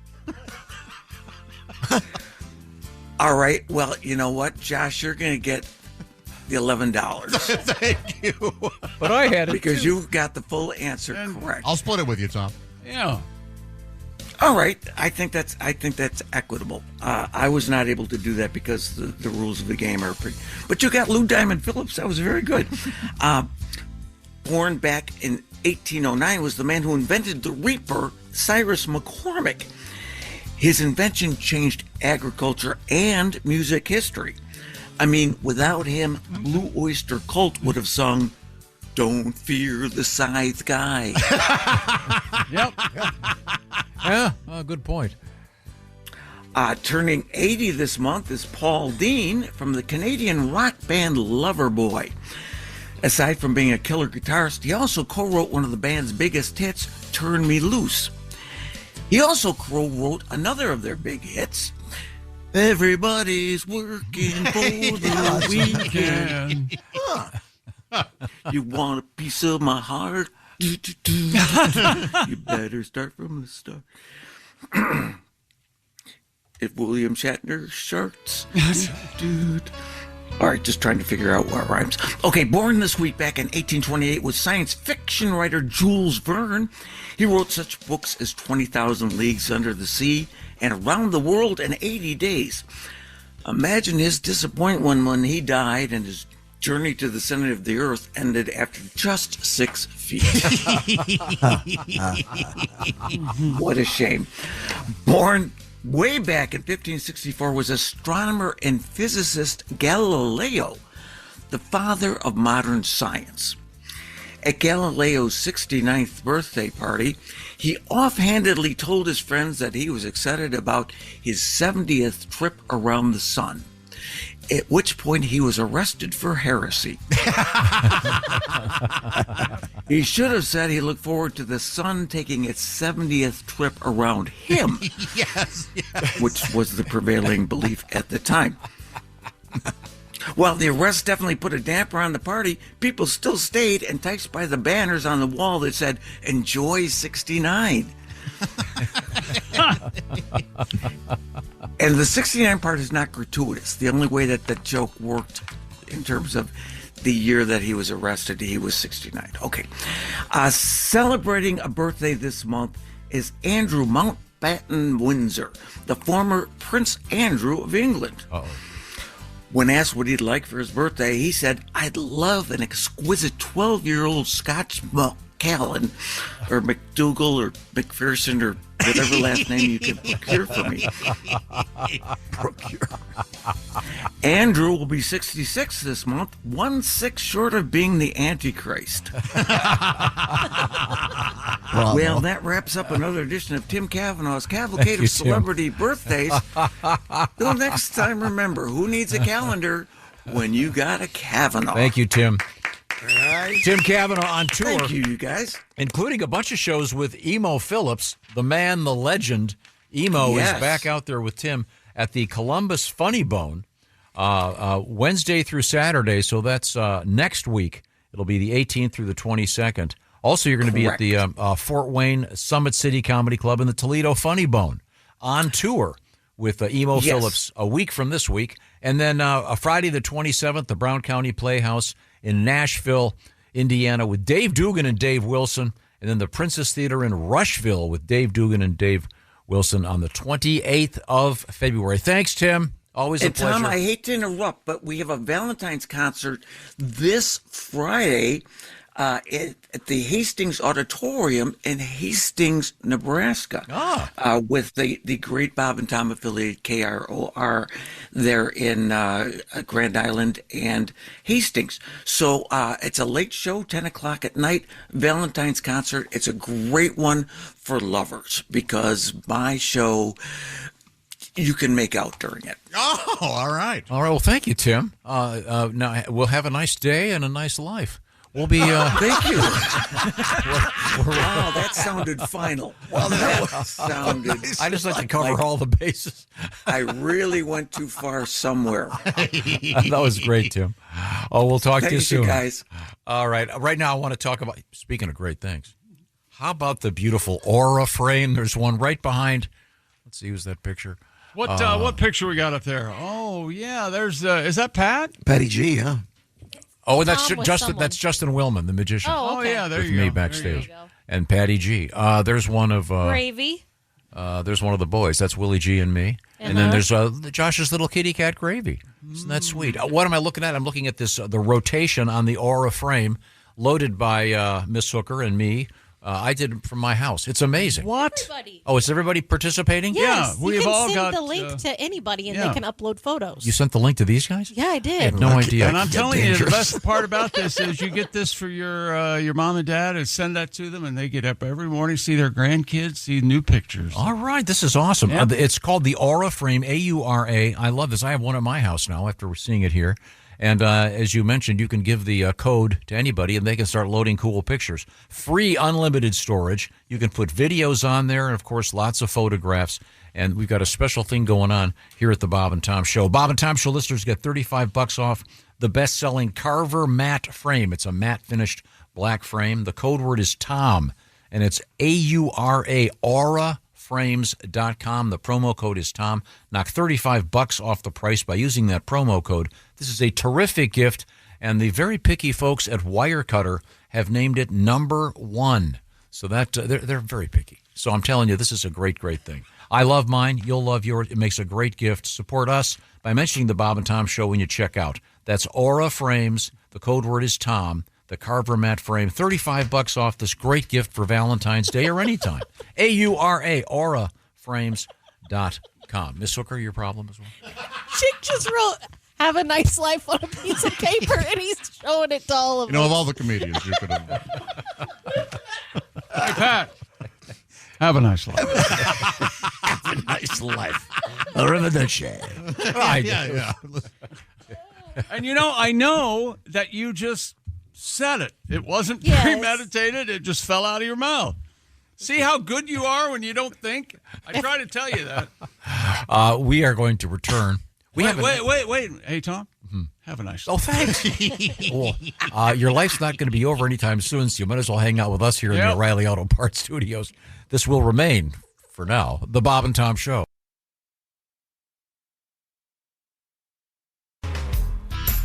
Hey, welcome back to the Bob and Tom Show in the O'Reilly Auto Parts Studios. There's Jess Hooker. Having a nice life. Having a nice life, living our best life. There's Pat Godwin. Hello. Hello, Josh Arnold. Hi there. There's Ace Cosby. I'm Chick McGee. And now, ladies and gentlemen, a big round of applause. Man of the hour. It's Tom Griswold, everybody. Tom Griswold. Just My kind man. Underscore the length of the previous segment. Yes, sir. Yes, sir. We haven't had time to talk to Miss Hooker much today. Well, and we've got 2 sports stories yet. Oh, Jesus. We do? Yeah, 84-year-old Linda Sinrod has officially retired as the oldest. What's her name? Sinrod. Now, Sinrod, wasn't that the nickname of your penis in college? Yes, it was. Yeah. The Sinrod. Anybody want any of this Sinrod before I put it away? If you go to a religious college, I think that'll. I'm sorry. What? She retired as the oldest female ice hockey player in the world. Wow. Ms. Sinrod earned the title after playing her final game with the Capitals Women's Hockey League at 84 years, 198 days old. She didn't even start playing hockey till she was 35, at a time when women had no professional league and no Olympic recognition for the sport. I thought you were going to say had no business playing hockey. She helped found one of the first women's hockey teams in the Washington, D.C. area. That's great. Her final game ended in a loss. Oh, well, what are you going to do? I mean, I don't I bet they did lose. They had an 84-year-old woman on their team. What are the odds? What are the odds that she has any teeth? I mean, if she's been playing hockey since the pre-helmet days, pre-face mask days. Huge shout out to the USA women's hockey team right now. They're 3-0, and each one of their games they have scored 5 goals and 2 shutouts out of those 3 games. Wow. They play Canada today around 2 p.m. Eastern. Oh, that'll be where the rubber meets the road. You're exactly right, Jim. And any one of those women could kill all of the men in this room without pads on. They are badass. No. And a Chilean man and his 2 sons. Oh, hang on a second. Stupid world record. This is stupid. A Chilean man and his 2 sons have broken the Guinness World Record for the highest altitude achieved on a motorcycle. Now, see, I saw the headline. I thought, that means these guys have jumped a motorcycle. Sure. Whatever, 600 feet or something. I think it means they rode a motorcycle at a high altitude. That's what I thought, to the top of a mountain or something. Denver, yeah. See, it'd be much cooler if they went off a ramp and went as high as a mountain. Francisco Rincoré and his sons Max and Tomas claimed the title by ascending to Chile's Ojos del Salado, which means Chile. Salad eyes. Red pepper salad. Chile. Are we saying Chile or Chile? Chile. Chile. Mm-hmm. I don't think so. Yeah. I like to go out with her because Chile. Chile. You get late. Chile. Yeah. Chile. Pick up. Chile. They went 21,781 feet. See, there's no joke there. What do you mean? There's no That's the same joke. No, there's no double entendre there. Yeah, you're right. No, you're right. Because there is no country called Chiblo. You see, if there was a country called Chiblo, like Like maybe you could have a Moby Dick thing, thar she blow. 21,781 feet. What a dumb story. The family. I say the highest biker of all time has to be Dennis Hopper. No doubt. An Easy Rider. Oh, yeah. They were on drugs. Boy, Chicken, that still holds up. Do you remember the ending of Easy Rider? Oh, yeah. Did you stand up and clap? Oh, yeah. I said, thank God this is over, and there will be no sequel. Thank God. Man, let's just put a camera on a baby's head. Oh, come on. You kidding? Nicholson? When he offers him the joint, he goes, no, thanks. I got my store-bought. I got my store-boughts? Come on. I like Easy Rider, but it is meandering. When's the last time you've seen it? About 10, 15 years. Oh, yeah? Yeah. The term, it does not hold up, carries a lot of weight. But don't you agree this would be a much better story if these guys went off a huge ramp and went the highest? So you want someone to, that's not it, though. You want someone to jump over an obstacle at a high altitude. I want what is the highest jump a motorcycle has ever made? So from the ground up into the air. Not with a real motorcycle. And they actually landed, not a parachute thing. Would it be an Evil Knievel record? No, Evil. They never that whole thing didn't work out. The Snake as River. As soon as they took off, the chute deployed. Remember that? Right, I do remember that. Yeah. I'd just be curious. I know they've gone over some. They used to go over the big fountains in Vegas. Do you remember the hype and the Evil Knievel jumping Snake River Canyon was everywhere? Yeah, that was huge.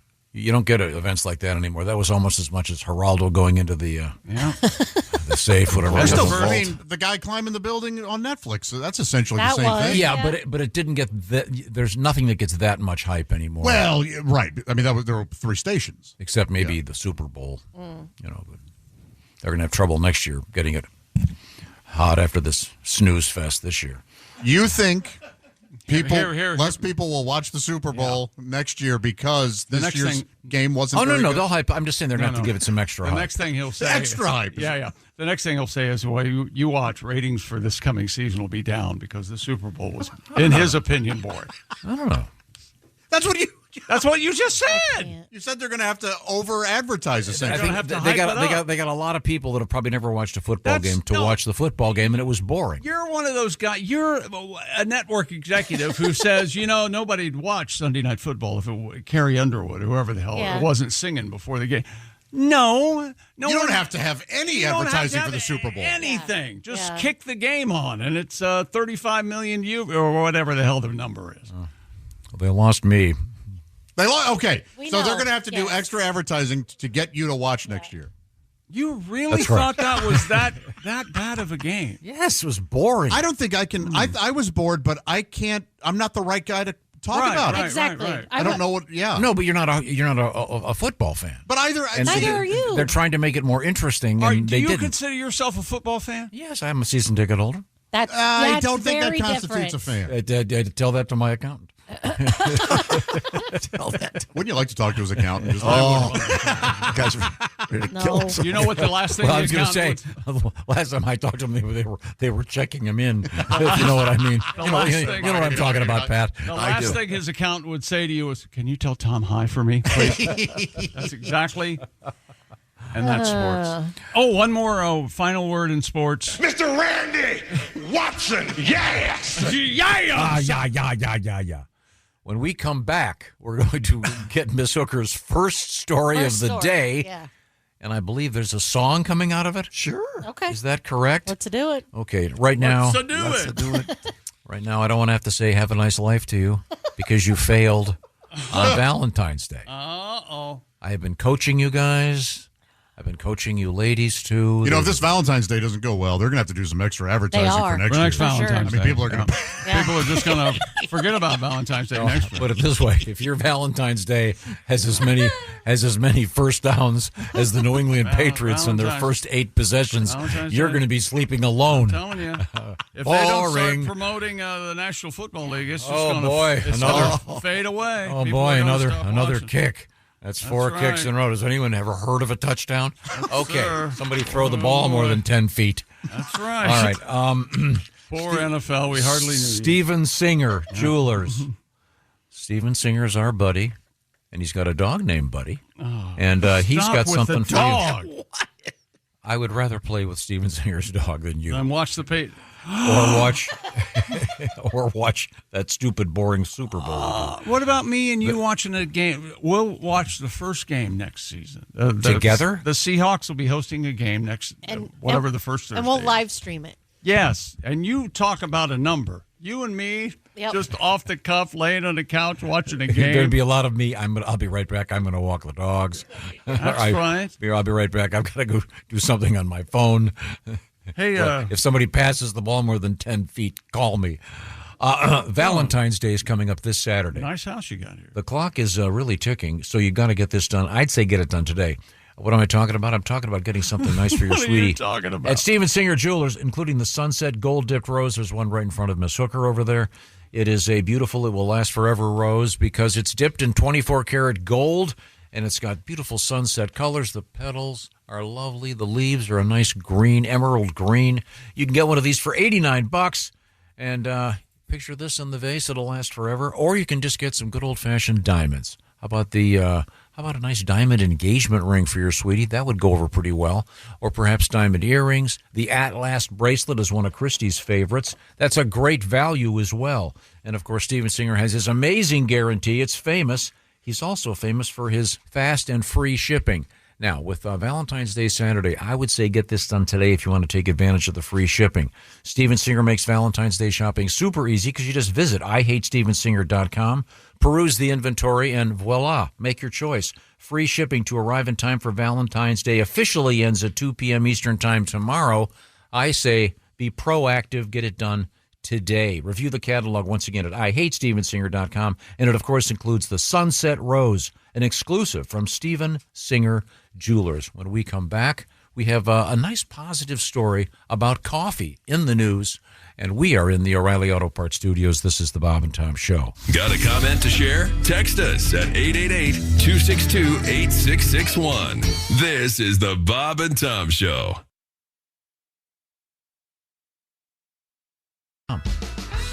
Hey, welcome back to the Bob and Tom Show. We're in the O'Reilly Auto Parts studios at the News Center. It's Jess Hooker. Hello. There's Pat Godwin. Hey, Chick. There's Josh Arnold. Hi. Ace Cosby's here. Hello. I'm Chick McGee, and here's Tom Griswold. Hello, Tom.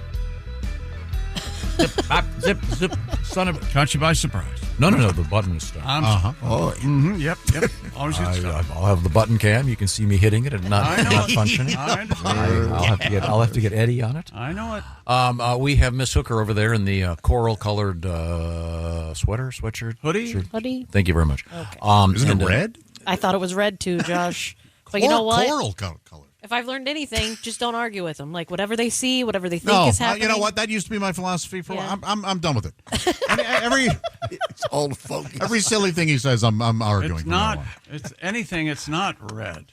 There's no way that's red. You don't think this is red? It's more pink than red. I thought you said coral. This is red. Didn't you use the term coral? I said coral. I think it's more coral. What's something that's red that's clearly red? I don't in think here? that's red. You don't? No.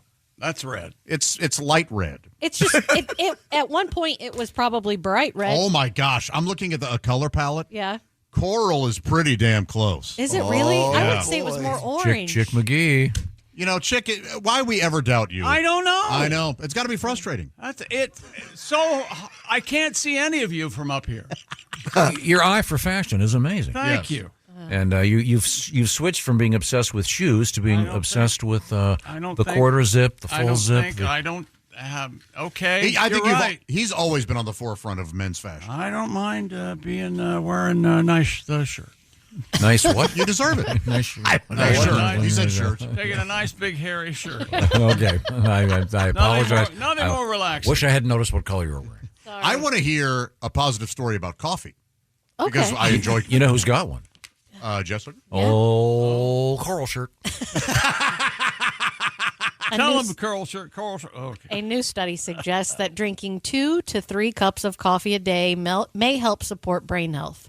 Researchers found that moderate consumption of caffeinated coffee or 1 to 2 cups of tea per day was linked to better cognitive function, slower cognitive decline, and a lower risk for dementia. Great. Finally, a good reason. Yeah. Yeah. My brain. Coffee's good for my brain. It's my brain. The best part. See, if it's going to put dementia off a little bit, Yeah. which is what it sounds like. The best part of waking up is remembering where I put my cup. Very nice. You don't drink coffee, do you, Ace? No. Do you? And Chick doesn't drink coffee? Okay. I like caffeine, though. That adds up. Isn't that? Well, there's nothing else in caffeine but coffee, but caffeine, right? No Is there anything antioxidants? Plenty of antioxidants, a lot of Yeah. potassium, and Yeah. a lot of In vitamin my A. case, a lot of cream. A lot of vitamin L. Well, I have a banana. Just eat a banana. You know. You need your vitamin L. Now, Pat, do you drink your coffee neat, if you will? You want to know how I like my coffee? Mhm. I'll tell you. I like my coffee like I like my women. Uh-oh. Full of Irish whiskey. I like my coffee like I like my ladies. Oh, in my lap in the car. Oh, that's kind of risky. I like coffee and women to be uncomplicated. Room for cream, of course. Don't give me soy, almond, or oat milk, baby. That's grounds for a divorce. I don't like coffee like certain women. Lukewarm and bitter.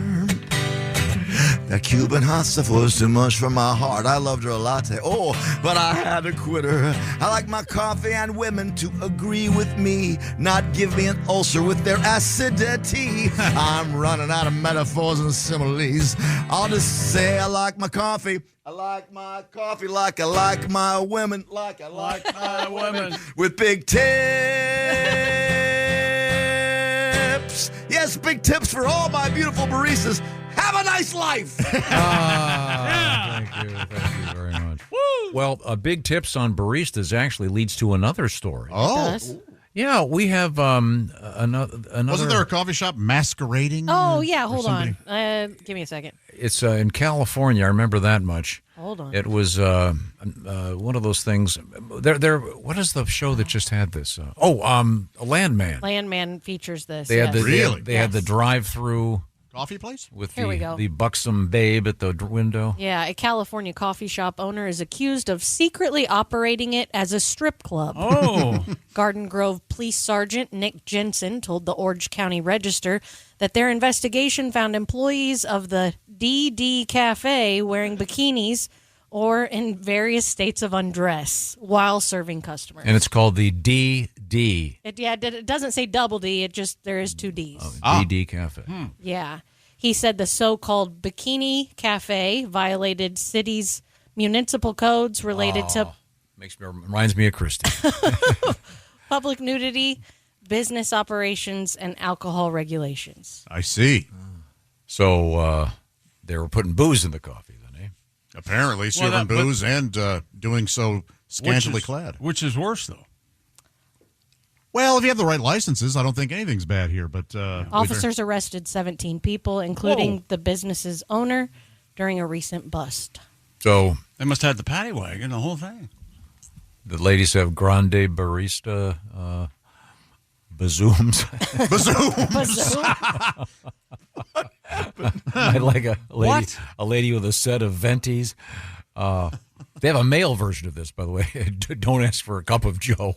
It might be a little salty. Oh, old salty Joe. I'm drinking my own quack. Yeah, I guess these are becoming more popular. The drive-through one, like you said, in Landman, like near construction sites, Right. shift jobs. So the that only kind of problem is stuff. these guys weren't licensed to do this kind of thing. Well, yeah, and a lot. This says various states of undress. I think wearing a bikini and serving coffee is fine.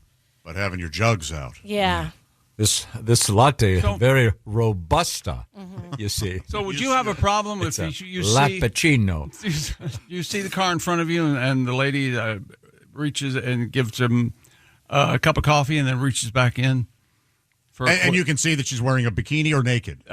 Topless and Topless. Gives the guy a handy. Would that be a problem? Oh, geez. I mean, I wouldn't like it because I'd be waiting in line for Yeah. Right.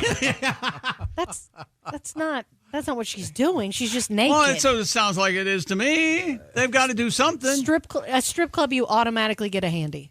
That's assumed? No, just the it's good easily ones. $80. The good strip clubs. I thought we were emphasizing how coffee was good for you so you don't get dementia. Yeah. If you go to this place, I remember what those are for. Let me latch onto that, baby. Okay. Let me latch on. Thank you very much. Well, we're going to, don't throw that at me. We're going to eventually return to these wonderful O'Reilly Auto Parts studios. And remember, everybody, have a nice life. This is the Bob and Tom Show. Thanks for listening to the Bob and Tom Show this morning. The show is also out there for you on our YouTube channel. Watch and subscribe. This is the Bob and Tom Show. This isn't your average podcast. Do you like party? I do like a huge chug of tequila. The Howlerhead whiskey bottle chug in front of Dana White. That was the first time we ever went to LA. We somehow got into a Diddy party. What's an Elon Musk house party look like? My parties generally have very high production value. This is Full Send. I do want to do a lot more pranks. Bunch of different pranks. Join the party. Jack Doherty in the house. Feeling good, man. What are we going to talk about with Will Smith? Yeah, I know what you're going to say. Shout out to Theo Vaughn. It's been entertaining, dude. The Full Send Podcast. Grab the boys, grab the beers. Let's do it. Follow and listen on your favorite platform.